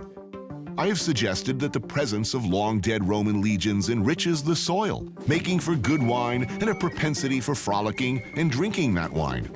It is, I hasten to add, an idiotic theory, but I want it to be true. Cheers. Maurizio Arca here is German-Italian, sort of. You've been represented to me as Italian, but you're Sardinian. Yes, I am. Now, this is a whole different thing. It is, definitely. My father-in-law and his whole family are from Nuoro. Really? So I am well familiar with Sardinia, and I know that, you know, this is not a dialect, this is a language. Yeah, and there is some ambivalence about whether they even consider themselves Italy. They don't consider themselves as Italian because they always been left alone by the state. And I don't know Italy. You know, I've been in Siena, I've been to Rome, I've been to Milano, but that's it. So Italy is more foreign country than Germany. Yep. You couldn't find me an Italian. I mean, what the man? Trattoria Bar Celentano doesn't look like much, but what they're serving is deceptively good.